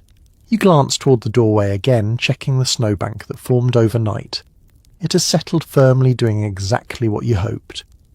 Wind slipped over it instead of through it. You dig out just enough to keep the opening clear, careful not to undo the insulation it provides. Snow works best when you let it stay where it wants. You reach for your pack and take stock of supplies. Not much has changed since last night, but looking matters. It reassures you that nothing vanished in the dark. People often wrote about this habit, counting and recounting what they had, especially in winter. Scarcity sharpens attention. Your stomach tightens with hunger now that the night has passed. Cold burns fuel even when you sleep. You think about food, about how much effort it will take to prepare anything warm. Many mornings in dugouts began this way, with a quiet debate between hunger and the work required to satisfy it. Sometimes people chose to wait, saving fuel and energy for later. Sometimes they did not. You decide to move a little more before eating, letting your body warm naturally. You step outside, briefly, boots crunching on snow. The cold hits harder in daylight, no longer softened by sleep. Your breath catches, then steadies. The prairie stretches out, bright and unforgiving, but beautiful in its own stark way. You turn back toward the dugout quickly, not lingering. Outside is for work and travel. Inside is for survival. You duck back down, brushing snow from your sleeves as you go. Back in the shelter, you notice how much quieter it feels now. Daytime quiet is different from night quiet. Less tense, more settled. The land is awake, but not watchful. You sit near the wall and let that feeling sink in. You reach down and adjust your bedding again, fluffing hay, spreading fabric so it can dry as much as possible. Dampness never fully leaves, but you can keep it from winning. People developed countless small habits like this, each one barely noticeable on its own, but together they made winter livable. Your hands find a familiar ache as you work, a reminder of yesterday's digging. It is not unpleasant. It tells you that your body did what it needed to do. You pause, resting your hands on your knees, breathing evenly. Light shifts across the floor as the sun climbs higher. Shadows retreat, then reform in new places. Time passes differently underground, measured by light angles and body signals rather than clocks. You note it without effort. Before settling fully into the day, you take one last moment to sit quietly. The dugout holds steady. Walls firm, roof unchanged, doorway manageable. That inventory matters. It sets the tone for everything that follows. You lean back slightly, feeling the earth support you, and let the morning routine come to a close. The hardest part of the night is behind you.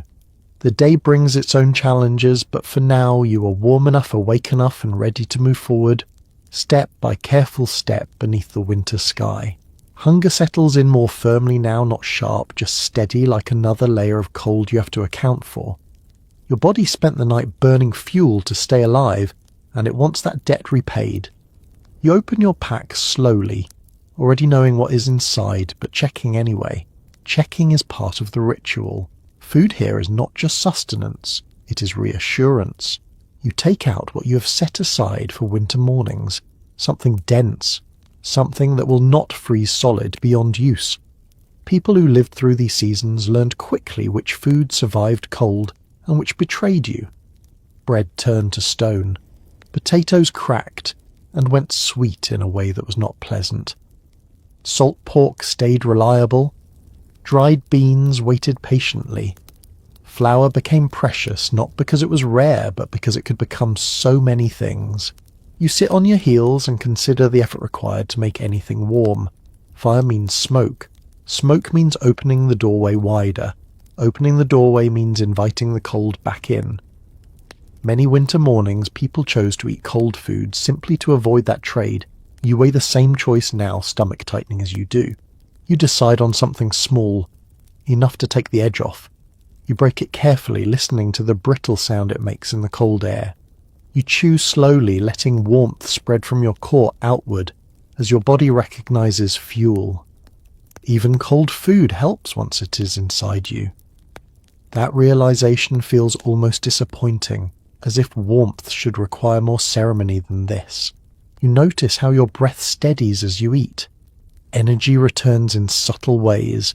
Fingers move more easily. Thoughts sharpen just a little. This is why winter routines always revolved around food, not abundance, consistency. There is a quiet habit that shows up in old winter routines where people saved their warm meals for midday when the sun offered at least the illusion of help. Morning food was often simple and quick eaten standing or crouched with gloves still on. You understand the logic immediately. Save the work for when the day is already working with you.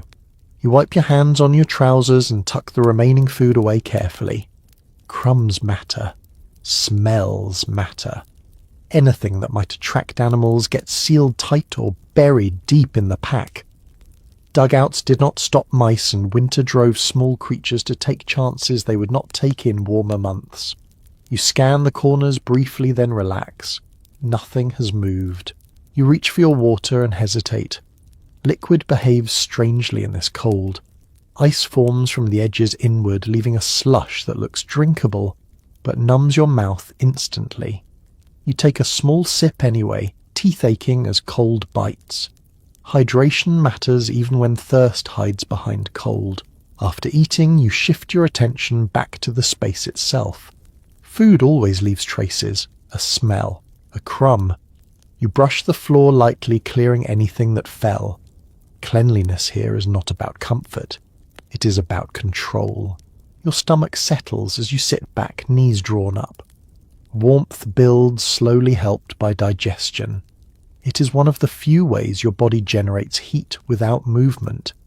You savor that quiet warmth, letting it spread. You think about how winter storage shaped daily life. Supplies had to be kept from freezing solid, from spoiling, from being stolen by animals. Dugouts were sometimes used as storage spaces themselves, their stable temperatures helping preserve food. Other times, food was buried in pits outside, marked carefully so snow did not erase their location. Both methods had risks. Forget where you buried something, and it might as well not exist. You glanced toward the doorway again, mentally mapping the area outside. If you needed to bury food later, where would you choose? Somewhere shaded, somewhere easy to find, somewhere that would not flood come spring. Even now your mind works ahead. Winter trains it to. You adjust your posture, stretching your legs out briefly, then drawing them back in. The dugout feels slightly warmer now, or perhaps you're just better fed. The difference is hard to separate. In winter, cause and effect blur together. You sit quietly for a few moments, listening again. Daytime sounds are faint but present. Snow shifting as it warms. A distant bird call thin and brief. Life continues even when it feels paused. With hunger eased your thoughts slow again. The urgency of the morning fades, replaced by a steady readiness. You're not comfortable, but you are functional, in this place that counts as success. You gather your things and settle back against the wall, letting the warmth from your body linger in the small space. Food stored, body fed, dugout intact. These are the measures that matter today. As the morning moves on, you feel prepared to face what comes next, knowing that when the day ends you will return here again. The dugout waits patiently, holding your place beneath the winter plains. As the day stretches on, you begin to feel the weight of distance. Not measured in miles, but in silence. The prairie outside remains wide and pale, a single, uninterrupted thought. Snow smooths everything into sameness, erasing paths, fences, even the subtle signs that someone else has ever passed this way. From inside the dugout, the world feels both close and impossibly far. You step outside again briefly, more out of habit than need. The cold greets you like an old acquaintance, brisk and unapologetic. You scan the horizon instinctively, though you already know what you'll see.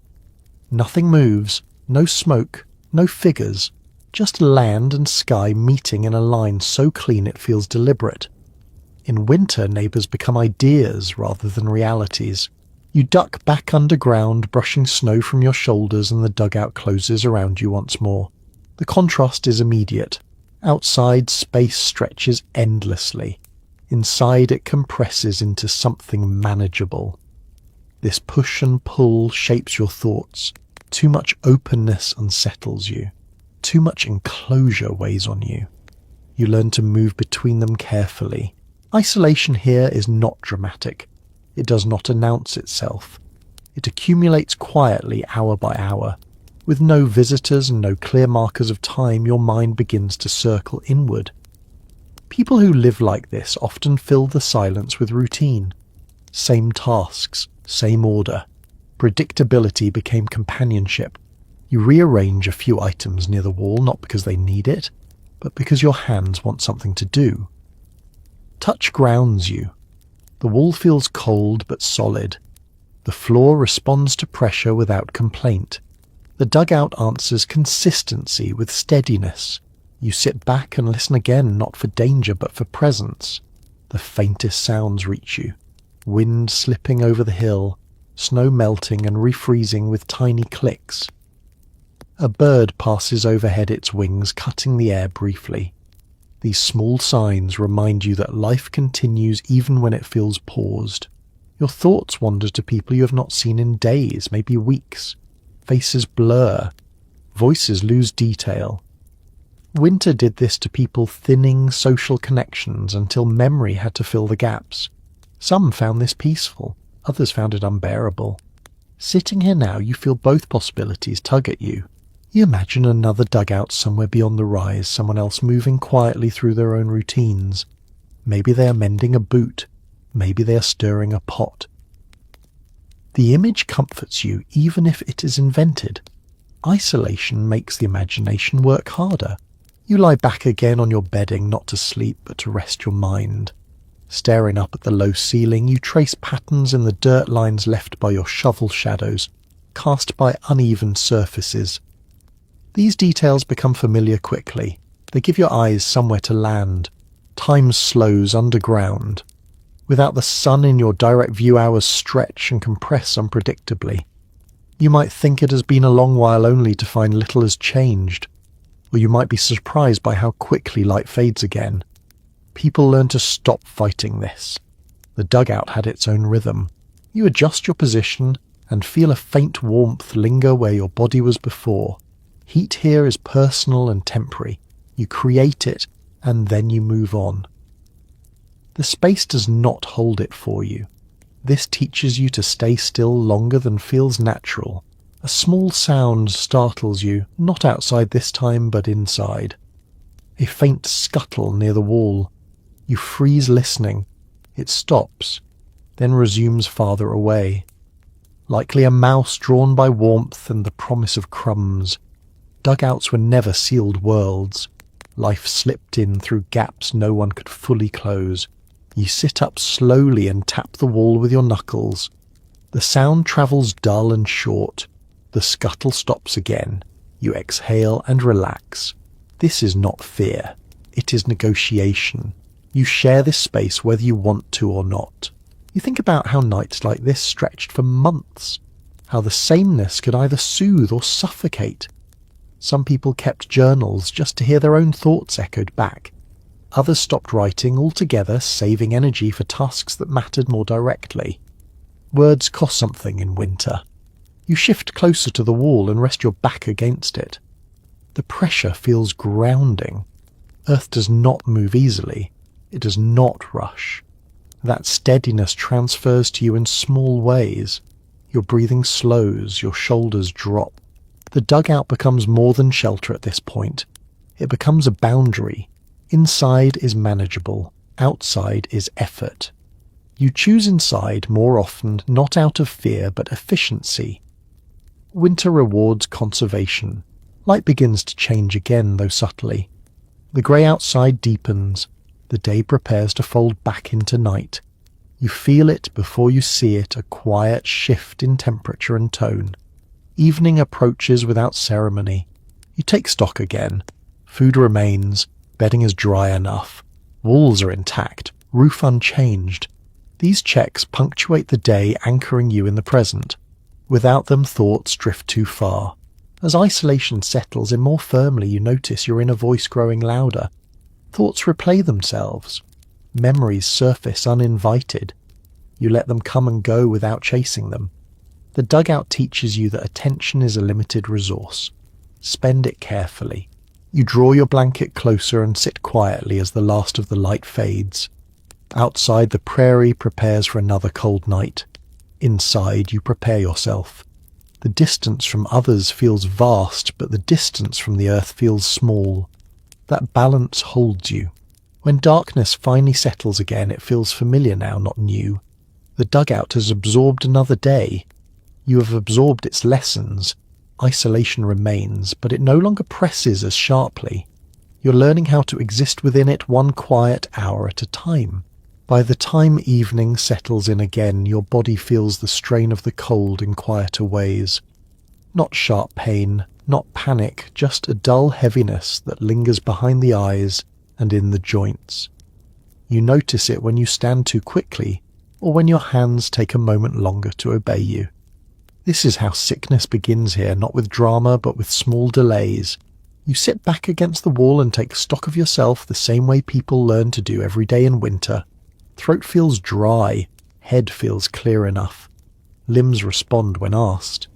You listen inward because out here ignoring early signs was a mistake you didn't get to make twice. Rest was not a luxury. It was maintenance. Underground shelters had a strange relationship with illness. On one hand, they protected you from wind and exposure. On the other, dampness and limited airflow could linger around you like a fog. You feel that balance now. The dugout keeps you alive, but it does not make you strong on its own. Your body has to meet it halfway. You lie down earlier than you planned, not because you're sleepy, but because being horizontal costs less energy. Your bedding still smells faintly of hay and earth, familiar now. You pull the blanket up and let your muscles loosen. This kind of rest is deliberate. You're not surrendering to sleep. You're giving your body time to recover. Breathing slowly, you notice how your chest rises and falls. Each breath feels slightly heavier than it did in the morning. Not alarming, just noticeable. Cold air does that. It tightens things. People who lived like this learned to pace themselves carefully, taking breaks even when work was unfinished. Overexertion in winter often led to long recovery if recovery came at all. You close your eyes and let the darkness come without resistance. The dugout feels still settled. Outside, sounds are faint again, muted by snow and distance. Inside, your heartbeat is the loudest thing for a while. Steady, reliable. You focus on that rhythm. Sleep does not come immediately. Instead, you drift into a light rest, aware but unbothered. Thoughts surface and fade without grabbing hold. You think about how people cared for themselves when doctors were far away and weather made travel impossible. Warmth, rest, simple food, time. It was not sophisticated, but it worked often enough. Your body shifts on its own, finding a position that eases pressure on your joints, knees slightly bent, arms tucked close. You feel the bedding compress and hold you. The floor beneath remains cold but distant, buffered by layers and familiarity. At some point you notice a faint ache behind your eyes. You open them briefly, then close them again. No light has changed. Nothing needs attention. You let the ache exist without reacting to it. Worry burns energy you cannot spare. Moisture gathers slowly on the walls again as your breath warms the air. You hear the soft, almost imperceptible sound of a droplet forming then sliding. It reminds you that the dugout never fully rests either. Everything here is in motion, just very slowly. You think about how recovery worked in winter. People slept more, moved less, accepted a slower pace. Productivity was measured differently. Simply making it through the season intact was an achievement. Lying here now, you allow yourself that same standard. Your breathing deepens, muscles soften further. The ache recedes to the background. Sleep finally takes hold, not sudden, but layered, settling over you like another blanket. You dream lightly fragments rather than stories. Warmth, movement, open space, then darkness again. Each time you surface slightly, the dugout is unchanged. Walls steady, roof intact. Air cool but breathable. That consistency lets your body relax more fully. Hours pass without you marking them. Rest does its quiet work. When you wake again, it is not with urgency but with a sense of mild clarity. The heaviness has eased, not gone but reduced. Your body feels more capable than it did before you lay down. You sit up slowly and test yourself. Head steady, hands responsive. You breathe in deeply and feel air move cleanly through your chest. Cold remains, but it no longer presses as hard. Rest has done what it could. This is how recovery often looked here.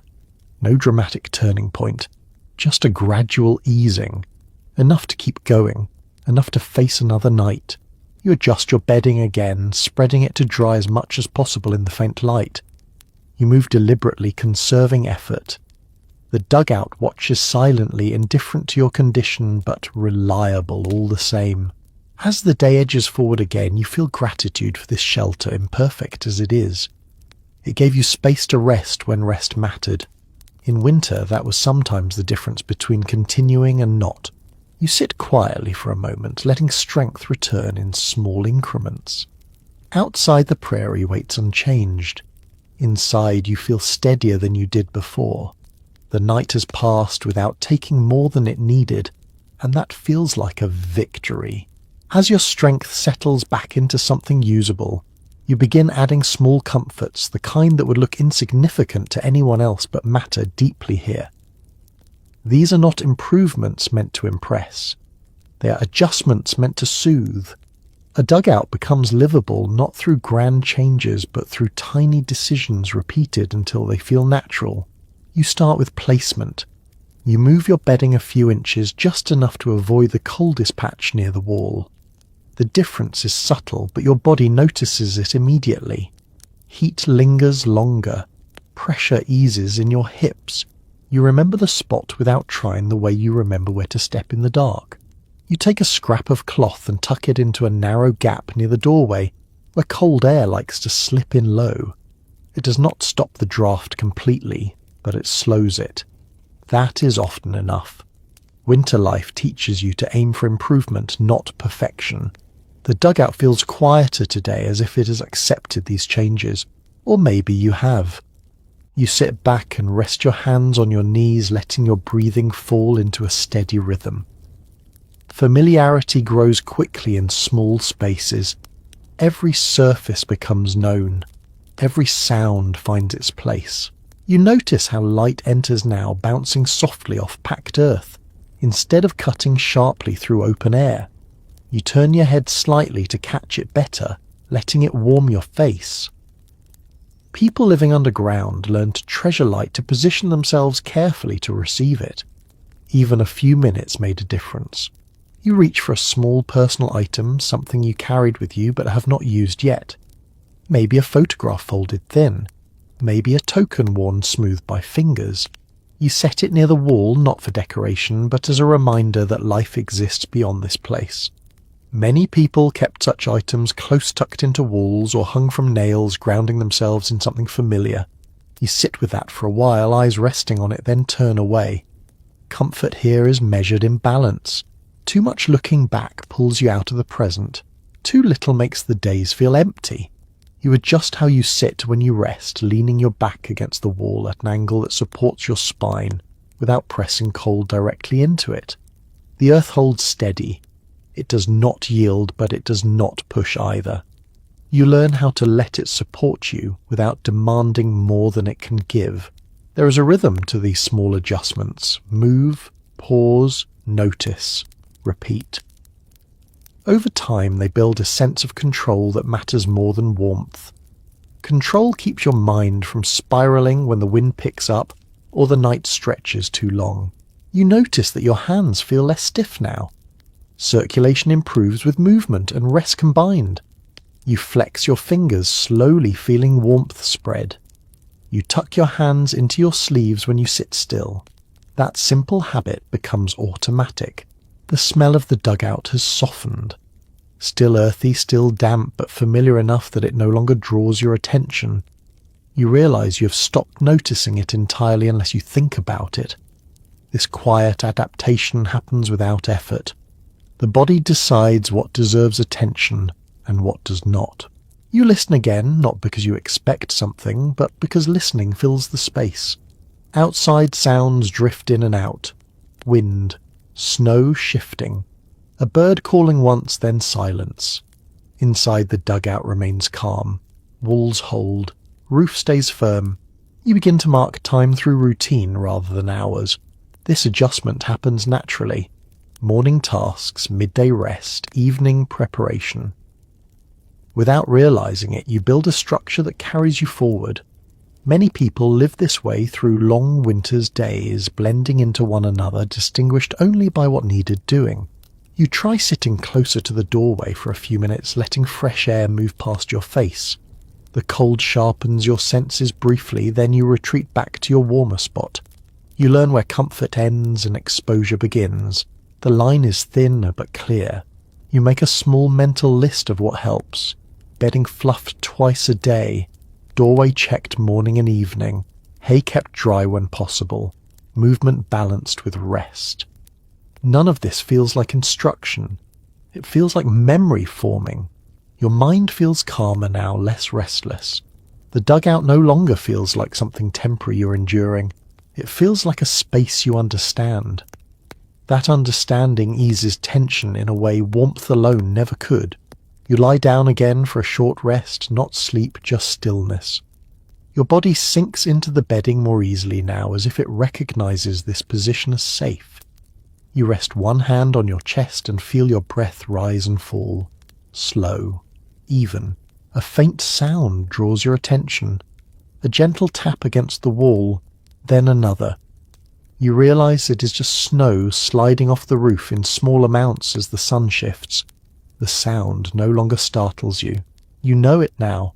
Familiar sounds lose their power. You think about how comfort changes meaning in winter. It is not softness. It is predictability. Knowing what will happen when you move, when you rest, when you listen. The dugout offers that now.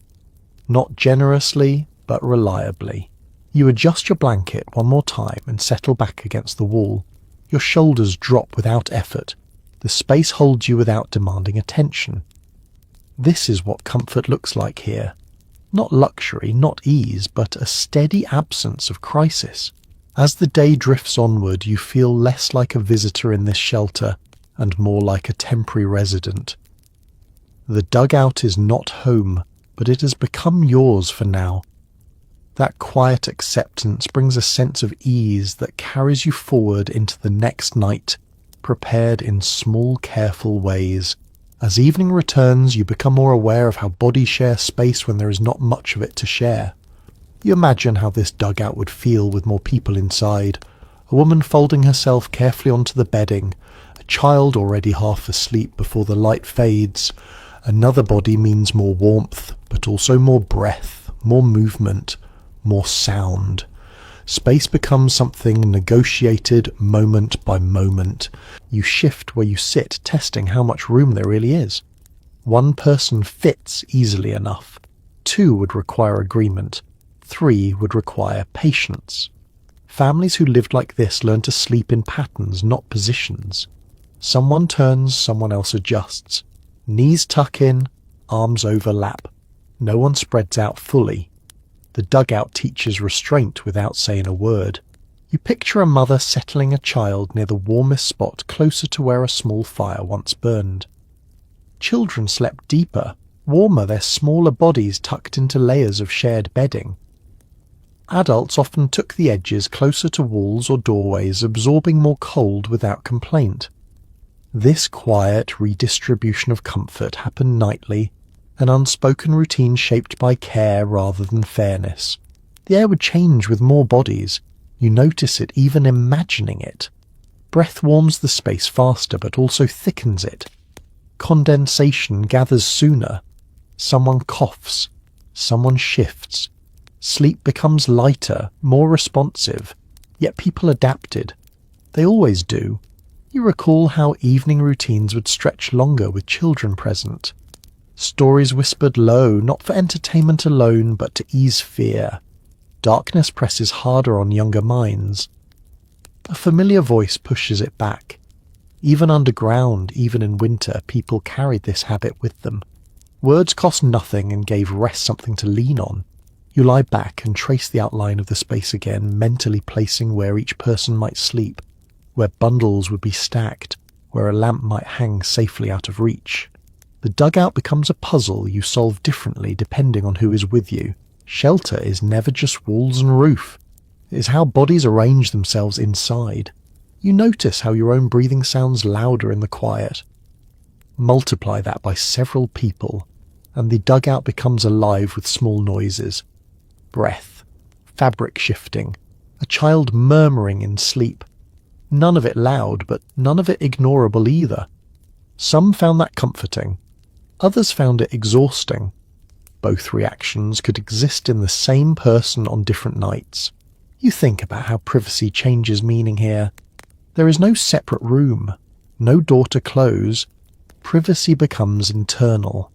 Thoughts kept quiet. Emotions held carefully. People learned to coexist without constant explanation. Silence was a shared resource. You adjust your blanket and imagine doing so without waking someone beside you. Movements become smaller, careful. Even the act of turning over becomes deliberate. That mindfulness carries into waking hours too. Living close reshapes how you move everywhere else. The dugout walls feel closer when you think this way, but not claustrophobic. Just occupied. Space filled with presence rather than emptiness. You understand why some people felt less lonely underground even when conditions were harsh. Company changes the weight of walls. You listen again to the outside world, imagining how children would interpret those sounds. Wind scraping, snow sliding, distant calls in the dark. Stories gave those sounds meaning, turned fear into something manageable. A wolf becomes a character. The wind becomes a traveller. Night becomes something that passes rather than something that threatens. You shift your weight and feel the bedding respond. One body makes an impression. Several would shape it completely, compressing hay into something firmer, warmer, more familiar.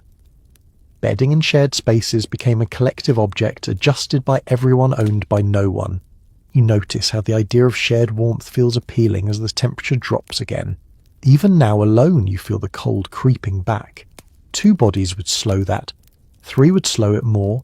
Winter teaches the value of proximity. At the same time you sense the cost. Less air, less movement, less quiet. Sleep interrupted by needs that are not yours. A child waking cold, someone coughing, someone shifting endlessly. The dugout holds everyone equally, but bodies bring their own demands. You sit quietly with these thoughts, neither idealizing nor rejecting them. This was simply how nights passed for many people. Not every night, not forever, but long enough to matter. You lie back again and let the imagined presence fade. The dugout returns to holding just you. The space feels larger now, almost generous. You stretch your legs slightly, enjoying the freedom while it lasts. Outside, night deepens again. Inside, you prepare for another stretch of sleep, aware now of how differently it might feel with others near. Solitude here is neither better nor worse. It is simply one version of survival. As you close your eyes, you carry that awareness with you. The dugout is a flexible thing. It changes depending on who enters it. Tonight it holds one body. Another night it might hold many. Either way, it does what it can, pressing earth and effort together to keep winter at bay. The night brings weather with it this time, not gently but with intent. You sense it before you hear it. Pressure shifts. Air thickens. The dugout feels tighter, as if the earth itself is bracing. Then the sound arrives. Wind pushes harder across the prairie, no longer content to slide past. It leans into the land, testing every weak place. Snow follows soon after. Not the soft drifting kind, but the driven kind that moves sideways, rattling dry stems and piling quickly where it finds resistance. You lie still and listen as it collects against the hillside above you. Each gust adds weight. Each pause lets it settle. This is the night you worry about the entrance. You sit up slowly, careful not to waste warmth, and crawl toward the doorway. The air there is colder, sharper. Snow has already begun to stack against the opening, exactly as you hoped it would, but more aggressively than before. Insulation becomes obstruction very quickly in a storm like this. You reach out and brush some of it away, opening a narrow channel. Cold rushes in, immediately stinging your face. You pull back and let the opening narrow again. The balance is delicate. Too open and the dugout bleeds heat. Too closed and air grows stale. You decide to wait and watch. Back on your bedding, you listen to the roof respond.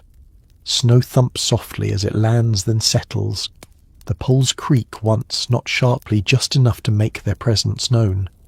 You hold still, breath shallow, counting the seconds until the sound passes. It does. The roof holds. Time stretches. Storm time always does. Without light or clear markers, minutes blur into one long moment. You wake fully now, alert despite fatigue. Sleep gives way to vigilance. This is not fear exactly. It is tension sharpened by necessity.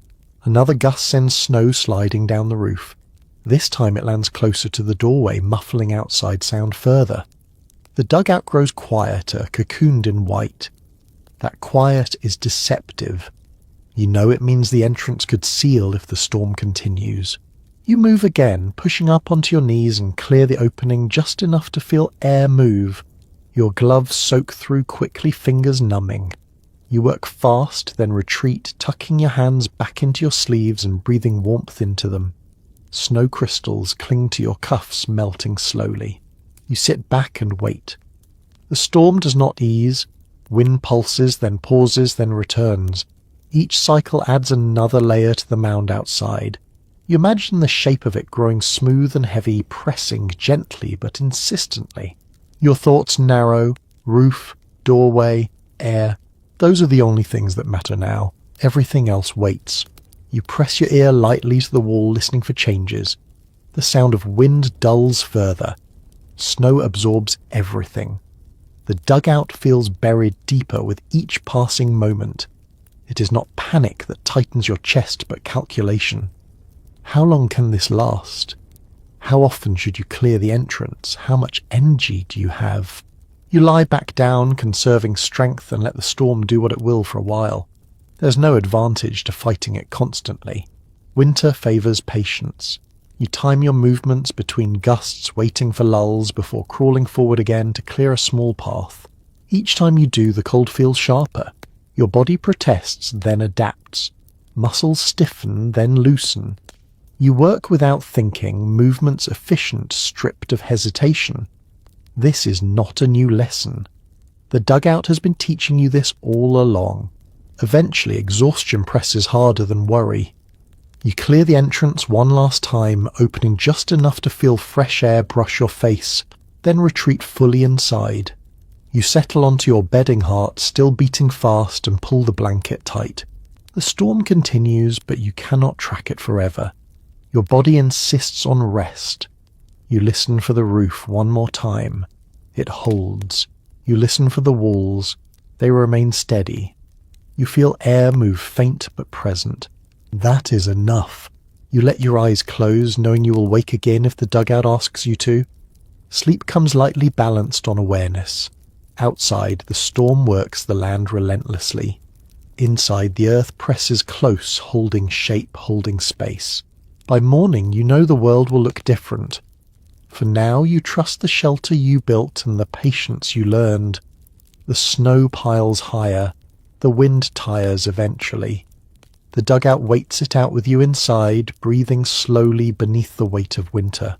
Morning comes muffled, as if wrapped in layers. You wake to a quiet that feels thicker than usual, the kind that tells you snow has finished its work and settled in. The dugout is dim, the doorway almost completely swallowed. Light reaches you indirectly, now reflected and filtered, pale and cold. You sit up slowly, testing the air first. It moves faint but present. Relief spreads through you in a measured way. You crawl toward the entrance and push gently. Snow resists packed tight from the night storm. You clear it carefully, sending a small avalanche outward. Cold air rushes in sharp and clean, and you breathe it in deeply. Fuel is the first thought that follows. Fire kept small last night. Wood used sparingly. You glance at what remains and already feel the calculation forming. Out here, winter decides what burns. When wood runs short, creativity steps in. You step outside briefly, boots crunching into fresh snow. The world looks newly erased. Drifts curve softly where fences and grass once broke the surface. You scan the ground for anything usable. Broken branches carried by wind. Dry stems. Anything that promises heat. Back inside, you arrange what you found, knowing it will not last long. People in this landscape learned early that firewood was a privilege, not a guarantee. Trees did not grow where they lived. Heat came from effort and improvisation. You remember hearing about how dried animal dung was collected and stacked like bricks left to cure in the sun before winter. It burned hot and steady if you could tolerate the smell. Not everyone used it, but those who did rarely apologized. Warmth outranked pride. You wrinkle your nose at the thought, then remind yourself that survival rewrites standards quietly. You strike a small flame and coax it gently. Smoke curls, then thins as it finds its way out. The smell of burning fuel fills the dugout stronger and less pleasant than wood, but undeniably effective. Heat blooms quickly, pressing back the cold that lingered from the storm. You sit close enough to feel it without inviting trouble. The fire crackles softly, an unfamiliar sound that makes you pay attention. You watch it carefully, ready to smother it if needed. Fires here are companions, not servants. They require constant respect. Warmth spreads into your hands and face. The change is immediate and welcome. Muscles loosen, breath deepens. You let yourself sit with it for a while, absorbing heat the way the dugout absorbs sound. Outside, snow continues to reflect light into the doorway. The storm has left behind a world that feels paused. No tracks yet, no movement, just white stretching in every direction. You feel small inside it, but protected. You feed the fire sparingly, letting it do its work without demanding more than necessary. When the fuel dwindles, you let it fade naturally, covering the embers with dirt once again. The smell lingers sharp but familiar now. Another scent added to the catalogue of winter. You take stock again. Less fuel than before, more snow than before, but the dugout holds. You hold. That balance matters more than comfort. As the morning progresses, you notice how the storm reshaped the land. Snowbanks now guide wind differently. Drifts form new barriers. The dugout entrance sits lower than before, tucked into the hillside like it was always meant to be there. Storms do this. They finalise decisions. You settle back against the wall, feeling the warmth from the fire linger faintly. It will fade soon, but not entirely. Heat leaves slowly when it has nowhere else to go. You pull your blanket closer and let the morning stretch. There is no rush now. Travel would be difficult. Work can wait. Winter days often became about waiting for conditions to soften rather than forcing progress. Patience conserves more than energy. You sit quietly listening to the muted world outside. Snow absorbs sound the way earth absorbs heat. Everything feels distant, insulated. The dugout becomes a small island of intention beneath the drifts. You breathe slowly and let the stillness settle. Fuel will be an ongoing concern. So will warmth. So will smell. None of it surprises you anymore. The dugout has taught you what matters and what does not. For now you are warm enough. The storm has passed. The earth above you is quiet again. You rest in that calm, knowing winter will ask for more later, and you will answer in whatever way you can. As night settles again, you notice how the dugout changes your thoughts as much as it changes the temperature. The ceiling feels lower when you're tired. The walls feel closer when the wind rises. The earth presses in, not physically, but mentally, a constant reminder of weight and depth. You're aware of how much land sits above you, how much quiet it contains. You lie back and stare into the dimness eyes, tracing shapes that are not really there. In low light, the mind fills gaps eagerly. Shadows become curves. Curves become forms. You blink and they vanish only to return when you stop paying attention. This is how underground spaces work on the imagination. They invite inward thinking. Your breathing slows as you settle. Each inhale feels deliberate, each exhale measured. Air moves differently here, thicker somehow, carrying your own presence back to you. You hear your breath echo softly off the walls, then disappear into the packed soil. It feels intimate, unavoidable. Some nights the closeness would weigh on people more than the cold. You can feel that possibility now hovering just at the edge of awareness. The urge to stand, to stretch fully, to see the horizon. You resist it. You remind yourself that movement costs heat and energy. You stay where you are and let the feeling pass. The dugout teaches patience through limitation. You cannot pace. You cannot escape the walls. You learn to sit with sensations rather than outrun them. Over time, this changes how you think. Worries shorten. Thoughts become practical. The future shrinks to the next hour, then the next breath. You shift slightly and feel the earth behind you respond with steady resistance. It does not give, but it supports. That firmness becomes reassuring. The ground will not surprise you. It will not move quickly. You borrow that steadiness for yourself. Outside, the wind rises briefly, then falls away again. Inside, the change registers only as a faint pressure in your ears. The dugout filters the world, deciding what reaches you and what does not. That filtering calms the mind, even as it limits the senses. You close your eyes and let darkness settle fully. With no visual distractions, your attention turns inward. You notice your heartbeat steady and even. You notice the warmth gathered around your core, fragile but present. You notice the edges of cold waiting patiently at your feet and shoulders. Thoughts drift toward things you normally avoid when busy. Choices made. Roads taken. Roads not taken. Winter nights leave space for reflection whether you want it or not. You let the thoughts come and go without chasing them. They feel less urgent down here. You adjust your blankets slightly, the movement small and practiced. Fabric whispers, then stills. The sound feels loud for a moment, then fades. Silence returns thick and complete.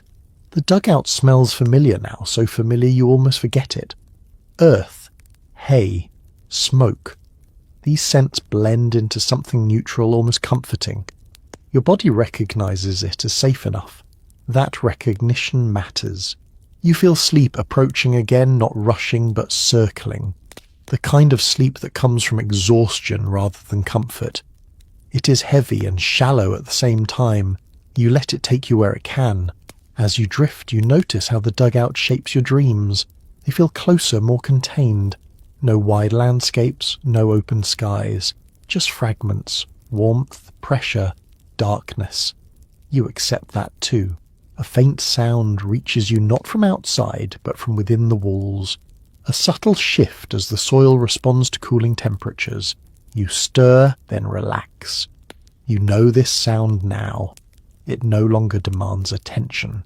Your breathing deepens further. Muscles loosen. The tightness in your chest eases. Sleep settles more firmly, smoothing the edges of thought. You're aware dimly that living this way for weeks would change you, that your tolerance for silence would grow, that your need for constant movement would fade. The dugout does not rush transformation. It applies pressure slowly, consistently, until adaptation happens. Tonight you are partway through that process, not fully comfortable, not fully unsettled, somewhere in between. That in-between space is where sleep finally holds. You sink deeper into the bedding, letting your body give in to gravity and fatigue. The earth holds you without comment. The world above continues without you for a while. As sleep takes you again, the dugout remains unchanged. Wall steady, roof firm, air cool but breathable. The quiet is complete enough to rest inside, and for now that is all you need. Evenings stretch differently when there's nothing to do but sit with them.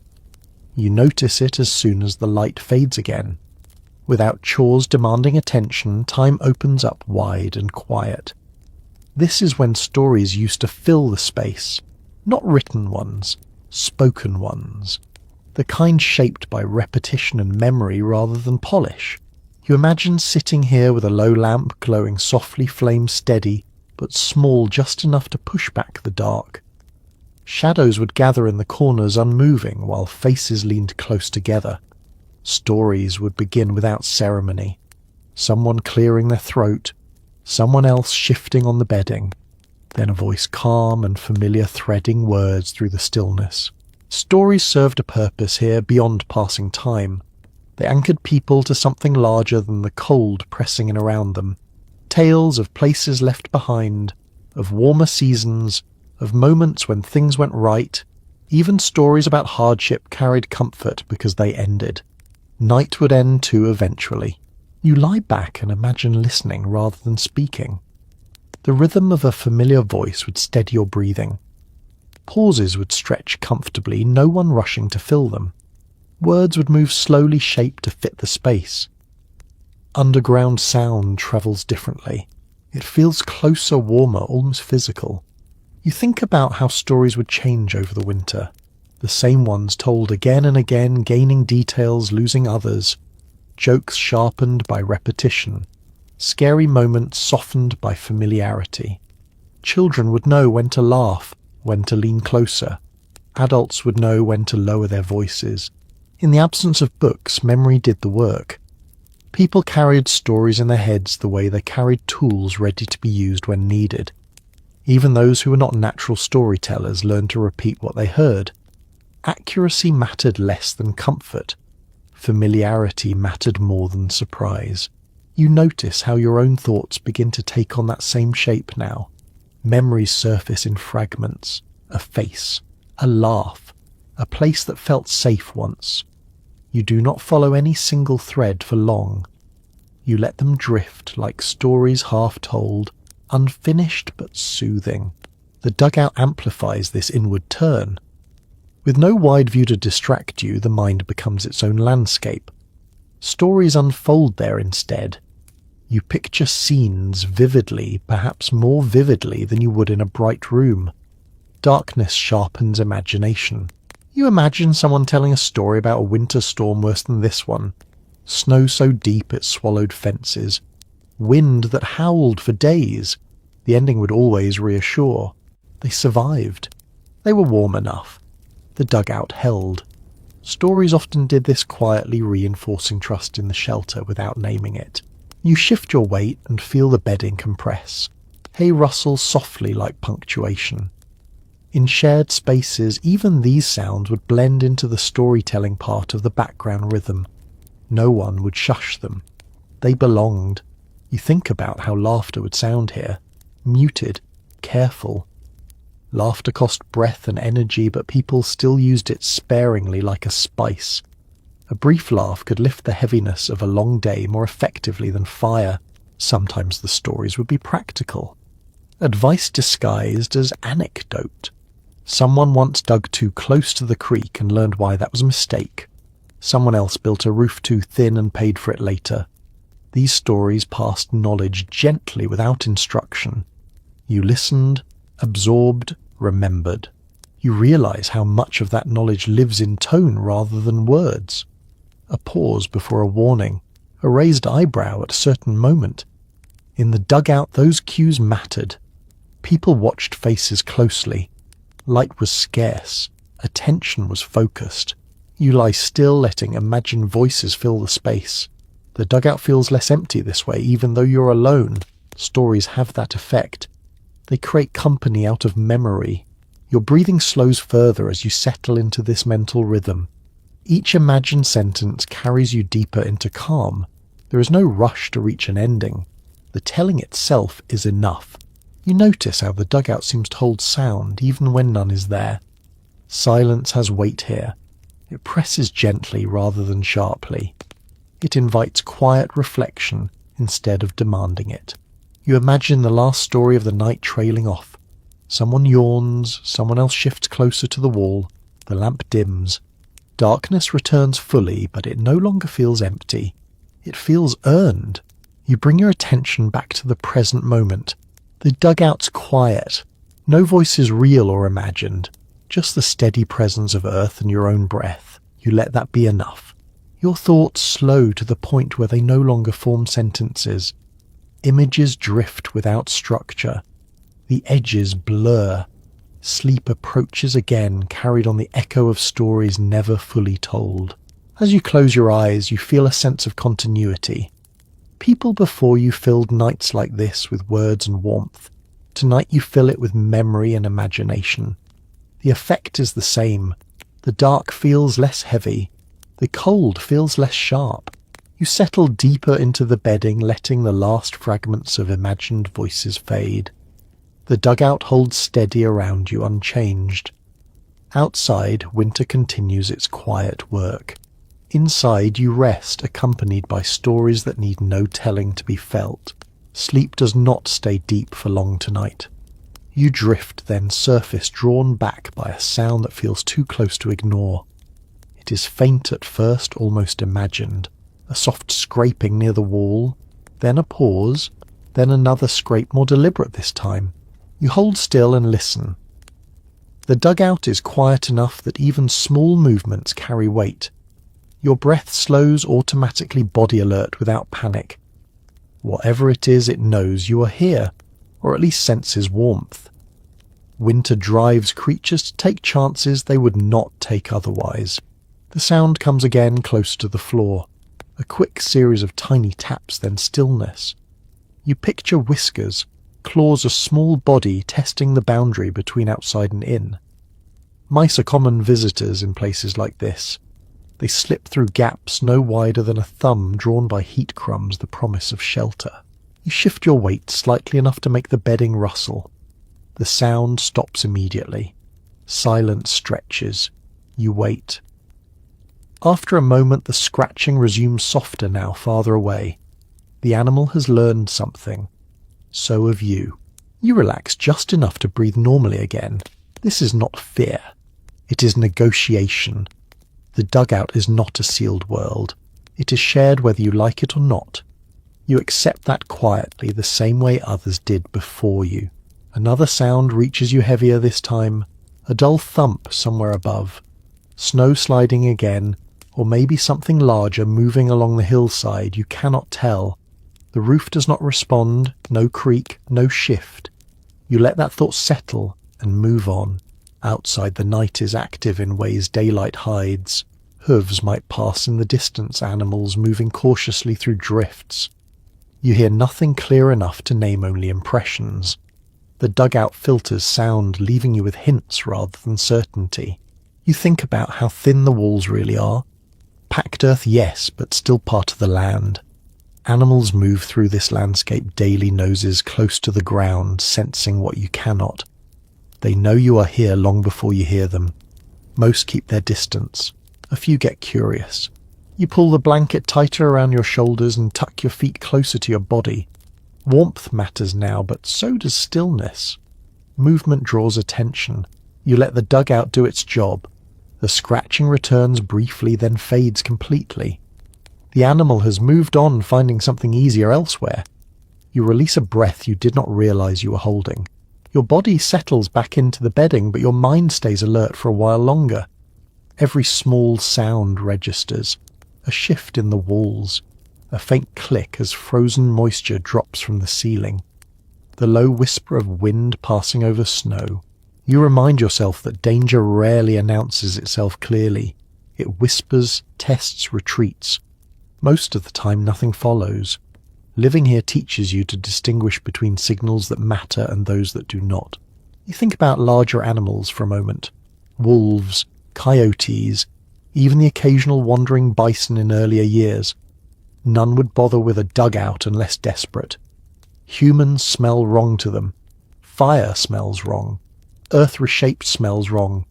You are safer here than you would be in the open. That thought brings a measure of calm. You let your muscles soften again, releasing tension from your jaw and shoulders.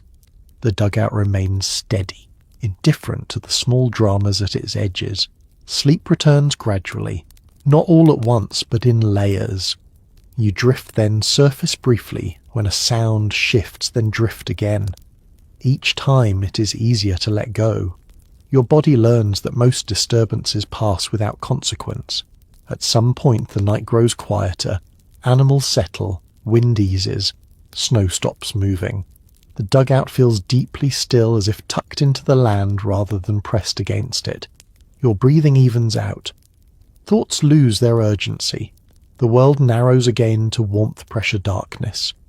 The outside remains alive, but distant enough to ignore. You sleep aware on some level that you share this place with more than just yourself, but unbothered by it.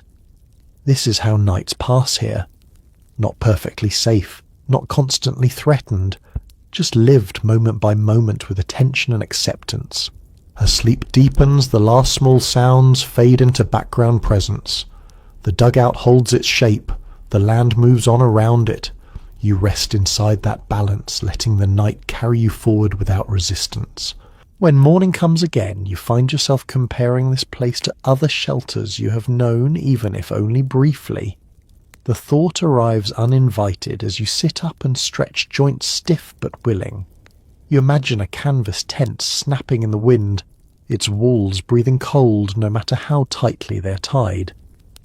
You imagine a wooden cabin, logs shrinking and swelling seams, opening just enough to let drafts sneak through.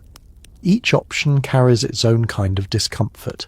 You run your hand along the dugout wall and feel its steady resistance. Earth does not flap. It does not creak with every gust. It stays where it is put. That steadiness is something you've come to appreciate even if you miss light and height. Underground, the temperature shifts more slowly. Nights are cold, but not suddenly so. Days warm, gently, never dramatically. That moderation counts for a lot in winter. You picture sleeping in a tent during a storm like the one that passed. Snow piling against thin fabric, wind pressing it inward until it touches your face, every sound amplified, every movement felt. Some people preferred that openness, the sense of space, even in bad weather. Others found it unbearable. You imagine lying awake holding poles steady, knowing one wrong gust could change everything. Cabins offered more room, more light, and a sense of permanence, but they demanded materials many settlers did not have right away. Fresh-cut logs held moisture. They froze, thawed, and split. Chimneys smoked poorly until properly built. Cabins took time to learn, time winter did not always grant. You think about how many people plan to build cabins later using dugouts as stepping stones rather than destinations.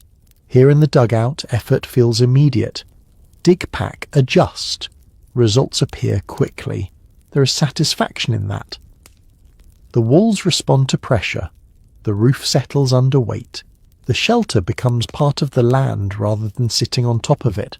Snow works with you instead of against you, insulating rather than tearing.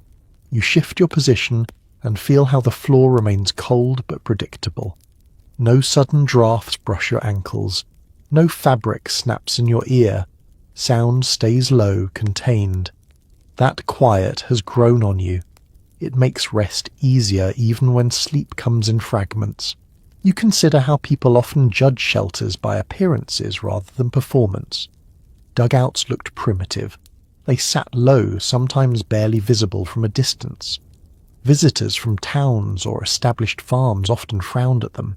Yet when winter settled in hard, these same visitors sometimes lingered longer than planned, appreciating warmth that did not vanish with the wind. You glance toward the doorway and imagine it opening into a cabin instead. A solid door, hinges, a latch. That would be nice. You also imagine the work required to build it, the materials, the time. The dugout required fewer decisions. Fewer things could go wrong all at once. You lie back again, briefly feeling the earth cradle your weight evenly. No springs, no boards, just packed soil and hay. Your body has adjusted to it more than you expected. Comfort, you realize, is often just the absence of surprise. The dugout also keeps you hidden in a way other shelters do not. Smoke rises low. The roof blends into the hillside. From a distance, nothing announces that someone is here. In unsettled times, that invisibility brought a certain peace of mind. You imagine watching riders pass without noticing you, the land keeping your presence quiet. You think about spring eventually arriving, about thaw turning the floor to mud, about water seeping in where it does not belong. No shelter is perfect forever. The dugout excels in winter, then demands attention when seasons change. That trade feels fair. You sit up again and stretch your legs, feeling circulation return. Your body knows this place now. It responds without complaint. That familiarity tips the balance in the dugout's favour.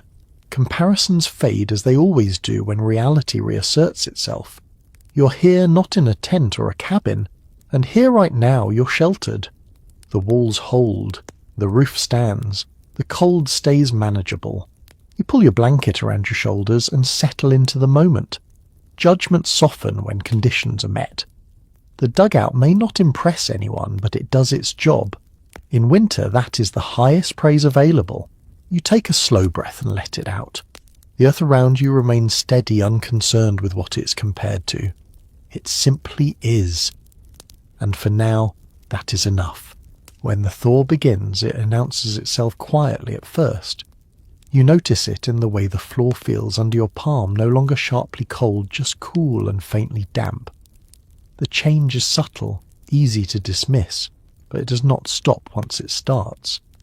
Winter loosens its grip one small degree at a time, and the dugout feels every shift.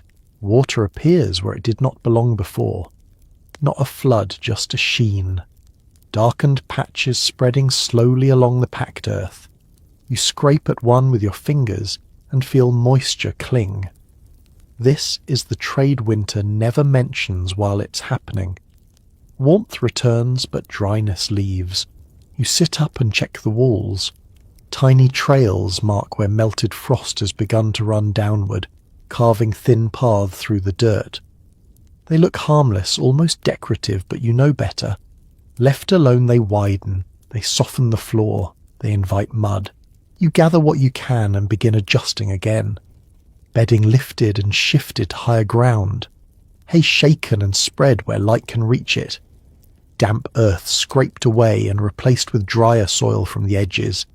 These movements are slower now, heavier. Mud clings. Nothing stays clean for long. The smell inside the dugout changes with the moisture. Earth grows richer, heavier, almost sweet in places. The sharp edge of winter fades, replaced by something thicker. You breathe through your mouth for a moment, then stop thinking about it. This is how seasons pass here, one sensation replacing another. You step outside briefly and feel the ground give slightly under your boots. Snowbanks slump, their clean lines softening into curves. Water trickles in places that were solid only days ago. The prairie looks tired, like it has been holding its breath for months and finally let go. Back inside, the dugout feels smaller somehow. Not physically, but in tolerance. Winter forgave tight spaces and low ceilings. Spring demands flexibility. You find yourself stooping more carefully, watching where you place your hands. A careless brush against the wall leaves dirt smearing your sleeve. You open the doorway wider now, letting air move freely. Cold no longer punishes this choice. Instead, it helps. Fresh air carries moisture out slowly, patiently. You sit near the entrance and let it work even as your feet grow chilled again. There is a moment when you wonder which season is harder. Winter with its cold and stillness, or this in-between time with its mess and unpredictability. You have no answer. Each asks for something different. The dugout adapts, but only if you stay attentive. You notice small sounds you didn't hear before. Water dripping, mud shifting under its own weight. The roof responds differently, now lighter, without snow, but less stable as the earth above softens. You listen carefully, learning a new language after months of fluency in winter. You move your bedding again, this time placing it on a slight rise you carve into the floor. It is not comfortable, but it stays dry longer. Comfort yields to necessity once more. The pattern repeats. Your hands grow coated in mud despite your efforts. You wipe them on your trousers and laugh quietly at the futility of staying clean. Cleanliness belongs to other seasons. This one is about management. As the day wears on, sunlight reaches deeper into the dugout than it has in months. It warms the walls unevenly, creating more moisture in some places and drying others. You watch the process unfold, making small adjustments as needed. There is no finishing this work, only responding to it. You sit back when fatigue presses in and rest against the wall, careful to choose a dry spot. The earth feels softer now, more forgiving to lean against, but also less reliable. Everything has its moment. You think about how many people moved on from dugouts at this stage, choosing to build above ground once thaw made it possible. You understand the impulse. The dugout shines in winter. In spring it demands patience of a different kind. Still it holds. Muddy, damp, imperfect, but standing. You breathe in the heavy air and let it out slowly. This place has carried you through the hardest season. You can carry it a little longer. As evening approaches, you make one last pass through the space, lifting, scraping, adjusting. The dugout looks rougher than it did in winter, but it feels alive again. Change has arrived, and with it, new challenges. You settle back onto your bedding and listen to water drip softly nearby. The sound is not threatening, just persistent. Like time itself. You let it fade into the background as you rest, knowing that tomorrow will bring more of the same quiet work. The dugout and you move forward together, leaving winter behind one damp inch at a time. As the days grow longer and the ground softens, you begin to understand why some people spoke fondly of dugout life long after they left it behind. Not because it was easy or clean or pleasant in the usual sense, but because it worked quietly and reliably when little else did. You sit near the entrance and let mild air brush your face. It feels almost strange not to brace against it. Winter trained you to expect resistance.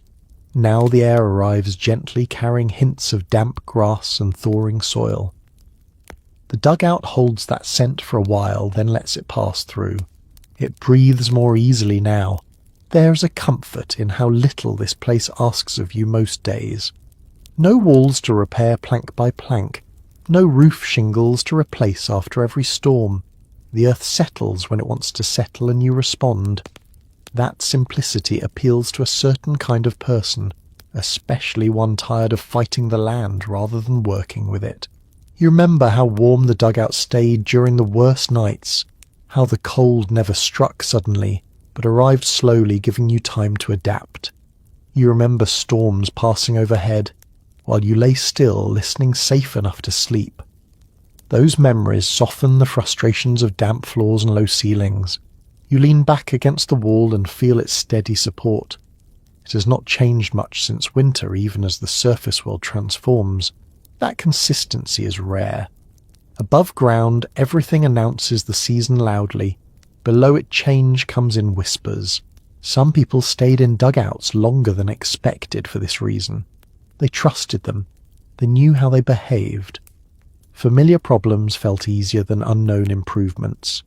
Even when cabins were built later, some dugouts remained in use as kitchen storage spaces or cool shelters during hot months. The earth did not stop being useful when winter ended. You think about how quiet life felt here, how days passed without constant interruption, how attention narrowed to what mattered: eat, rest, maintain shelter. That focus brought a kind of calm you did not anticipate.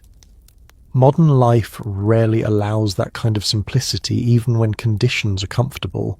You sit with those thoughts and realize how little you have missed noise, how rarely you have wished for more than what fits inside these walls. The dugout stripped life down to essentials, and in doing so it revealed how many extras usually fill your days. You stretch and feel strength return to muscles that grew patient over winter. Your body adapted to learning how to rest deeply and move deliberately. Those habits linger. You suspect they would stay with you even after leaving this place. Light reaches farther inside, now illuminating corners that stayed dark for months. You notice details you missed before: tool marks, small cracks, the places where earth and effort met imperfectly. None of it bothers you.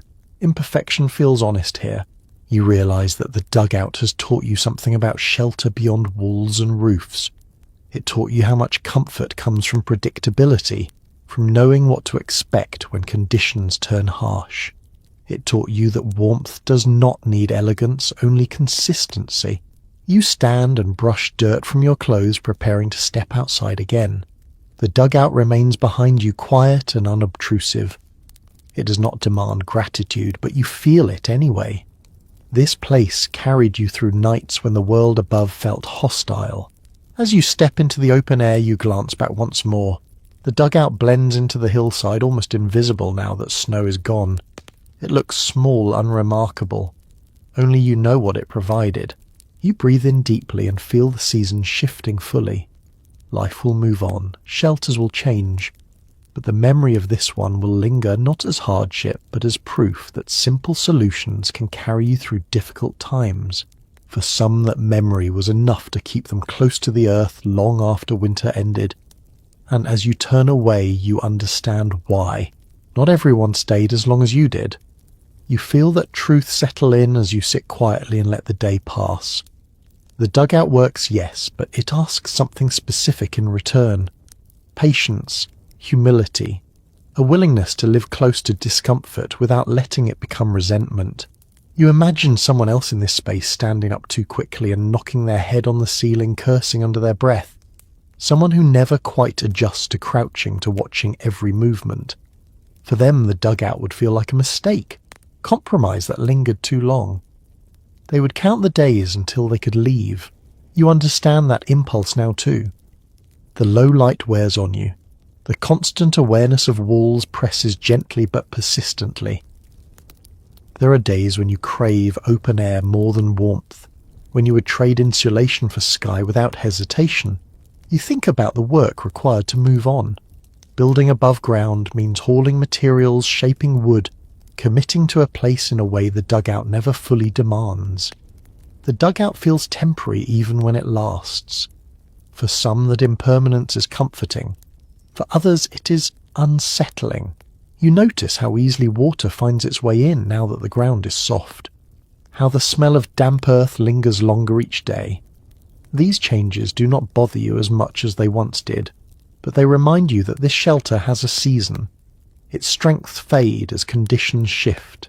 You picture someone deciding one morning that this is enough, that they want walls that breathe less, floors that stay dry, light that reaches without effort. They pack what they can step outside and do not look back. The dugout remains slowly blending into the hillside again. For others, the dugout becomes a storage place, a memory, a footnote. For some, it collapses quietly after being left untended. Earth returns to earth. Nothing dramatic, just settling. You run your hand along the wall once more and feel the texture change where moisture has softened it. This place demands maintenance now more than it did in winter. Attention shifts from survival to management. That transition does not suit everyone. You consider how people weigh comfort against effort differently. Some endure cold gladly if it means light and space. Others accept tightness and darkness in exchange for warmth and quiet. There is no correct choice, only personal thresholds. You sit back and rest your head against the wall, feeling its cool firmness. For you, this place worked when it mattered most. That does not mean it must work forever. Shelters are allowed to be temporary. You look toward the doorway and imagine it opening onto a cabin someday, or onto open ground as you move on. Either path feels possible now. The dugout no longer feels like the only option. It feels like one chapter. You stretch your legs and let circulation return. The space feels smaller than it did in winter, not because it changed, but because you did. Adaptation has limits. Growth brings new needs. You take a final quiet moment to acknowledge both sides of this shelter. The protection it offered, the constraints it imposed, both shaped you in ways you did not expect. As the light fades again, you feel ready to leave when the time comes, not rushed, not bitter, just aware. The dugout has given you what it could. Knowing when to move on is part of survival too. For those who stayed only briefly, the dugout was a trial. For those who stayed longer, it became familiar. And for those who left, it faded quickly into memory. You hold all those truths at once as you sit quietly, letting the earth press close one more time. You begin to think about what will remain here after you leave, not in a dramatic way, just quietly as the day settles into evening. The dugout already looks older than it is. Earth does that. It softens edges quickly, pulls everything back toward itself. From a distance, this place could pass for a natural dip in the hillside if someone did not know what to look for. You step outside and turn back to study it. The roof blends into the slope grass, beginning to reclaim patches where sod was disturbed. Rain and thaw have already blurred the lines of your work. In time, there will be very little to suggest someone slept here, listened here, endured winter nights beneath this ground. That thought does not trouble you. It feels appropriate. This shelter was never meant to announce itself. It was meant to disappear once it had done its job. Many places like this vanish the same way, leaving behind only shallow depressions and stories passed down sometimes inaccurately, sometimes not at all. You imagine someone walking this land years from now, pausing briefly where the ground dips slightly, wondering why snow gathers there first or grass grows thicker. They may never guess what it was, or they might know immediately, trained to read land the way people once did. You crouch and touch the earth near the entrance. It feels ordinary now, cool, damp, anonymous. The dirt does not remember you in a way you can see. Whatever imprint you left exists only in time, not in form. You think about how quickly shelters fall out of use once they are no longer needed. One season they are vital, the next they are forgotten. The dugout does not protest this. It does not crack or collapse dramatically. It simply settles grain by grain. You sit back on your heels and let that image rest in your mind. There is something calming about impermanence when it is expected.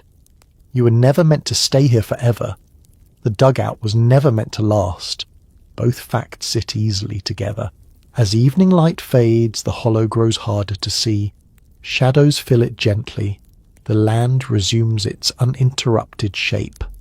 From this angle, the hillside looks almost untouched. You return inside one last time, not out of need but out of habit. The space still feels familiar, though already a little distant. You sit and listen to the quiet you've learned so well.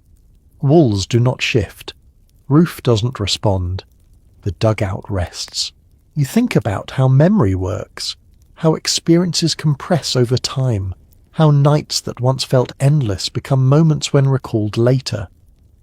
This place will become that, a condensed impression. Cold, earth, silence. Not every detail will survive, but the feeling will. You stand again and brush dirt from your hands. The gesture feels ceremonial even though you did not intend it to. You step back out into the open air and leave the entrance untouched. Let it settle. Let it fade.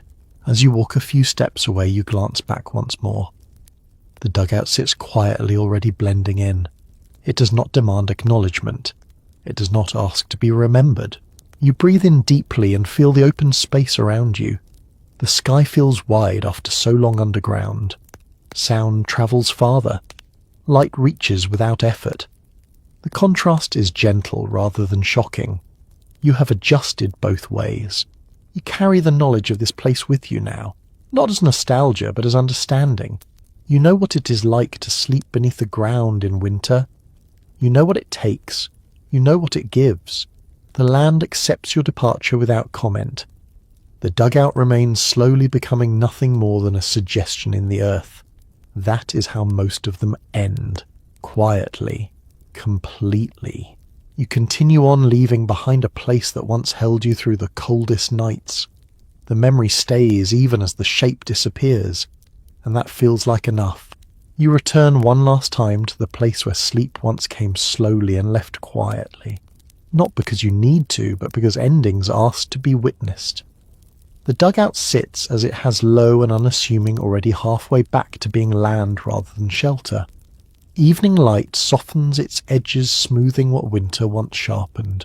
You lower yourself inside again and let your body settle where it knows how to settle.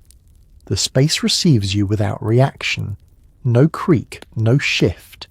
Just the familiar firmness of earth and the faint echo of your breath. It feels smaller now, or maybe you're simply more aware of how you fit within it. You lie back and close your eyes, not to sleep, but to remember how it felt when you did. The cold that crept rather than struck. The darkness that pressed gently instead of threatening. The way sound arrived muted and left quietly. These sensations return easily, like a posture your body never forgot. You breathe slowly and feel the floor beneath you cool but steady. You remember counting breaths on long nights, listening to snow settle, waking briefly to adjust a blanket or clear an entrance. You remember how sleep came in fragments at first, then learned how to stay. The dugout holds those memories without keeping them. It does not cling, it does not resist being left behind. Earth is good at that. It offers what is needed, then lets go. You open your eyes and take in the space one last time. The marks on the wall, the curve of the ceiling, the doorway framing a slice of outside light. All of it feels complete now. Nothing more needs to be added. Nothing needs to be taken. You sit up slowly and feel your body respond easily, no longer stiff, no longer braced. The habits you learned here linger, but they no longer dominate. You stand and brush dirt from your hands, then pause, letting the moment settle. As you step out into the open air, the sky feels vast in a way it did not before. Light spreads freely. Sound carries. Your shoulders drop as if released from a long-held posture. You breathe deeply and feel space return to you. You turn back once more, just briefly. The dugout remains quiet, already blending into the hillside, already loosening its grip on form. Soon it will be indistinguishable from the land around it. And that feels right. Now as you move away and let the image fade, your thoughts slow with you. The pace of those nights underground lingers, encouraging gentler breaths, longer pauses, softer attention. You carry that with you, not as weight, but as calm. You let your steps become slower, lighter. The world around you dims, gradually, edges softening. The memory of packed earth and muted sound wraps around your thoughts like a familiar blanket. You're safe now. You're warm enough. There is nothing left to prepare for tonight. So let your breathing deepen. Let your shoulders relax. Let the quiet expand. The dugout fades fully from view, and with it the effort it once required. What remains is stillness, steady and unhurried. You rest in that stillness, now letting sleep arrive the way it always does best, gently without force. The last light slips away without asking for attention, and you allow it to go. There is nothing left to hold on to now. No walls to test. No roof to listen to. Only the quiet understanding that the night no longer requires anything from you. Your breathing becomes slower without effort, deeper without instruction, as if your body remembers how to do this on its own. Each inhale arrives cool and calm. Each exhale leaves you a little heavier, a little more settled, as though gravity itself has softened. You imagine the earth once more not above you now, but beneath everything steady and patient, holding the world in place, while you drift gently away from thought. There is no cold to manage, no sound to interpret, only a smooth, unbroken stillness that asks nothing in return. The memories of the dugout fade the way footprints fade after snowfall edges, rounding details, blurring effort, dissolving into something quiet and distant. What remains is not hardship, but calm, not confinement, but rest. Your shoulders loosen, your jaw unclenches, your hands grow warm and relaxed, fingers no longer holding anything at all. If a thought drifts through, it passes without catching. If an image appears, it softens and slips away. There is no need to follow anything now. The night stretches safely around you, wide and gentle, and sleep moves closer with unhurried patience. It does not rush, it does not pull, it simply waits, knowing you will meet it halfway. So let your breathing slow just a little more. Let your body sink fully into stillness. Let the quiet do what it has always done best. You're done for today, nothing more is required, and sleep can take you whenever it is ready. Sweet dreams.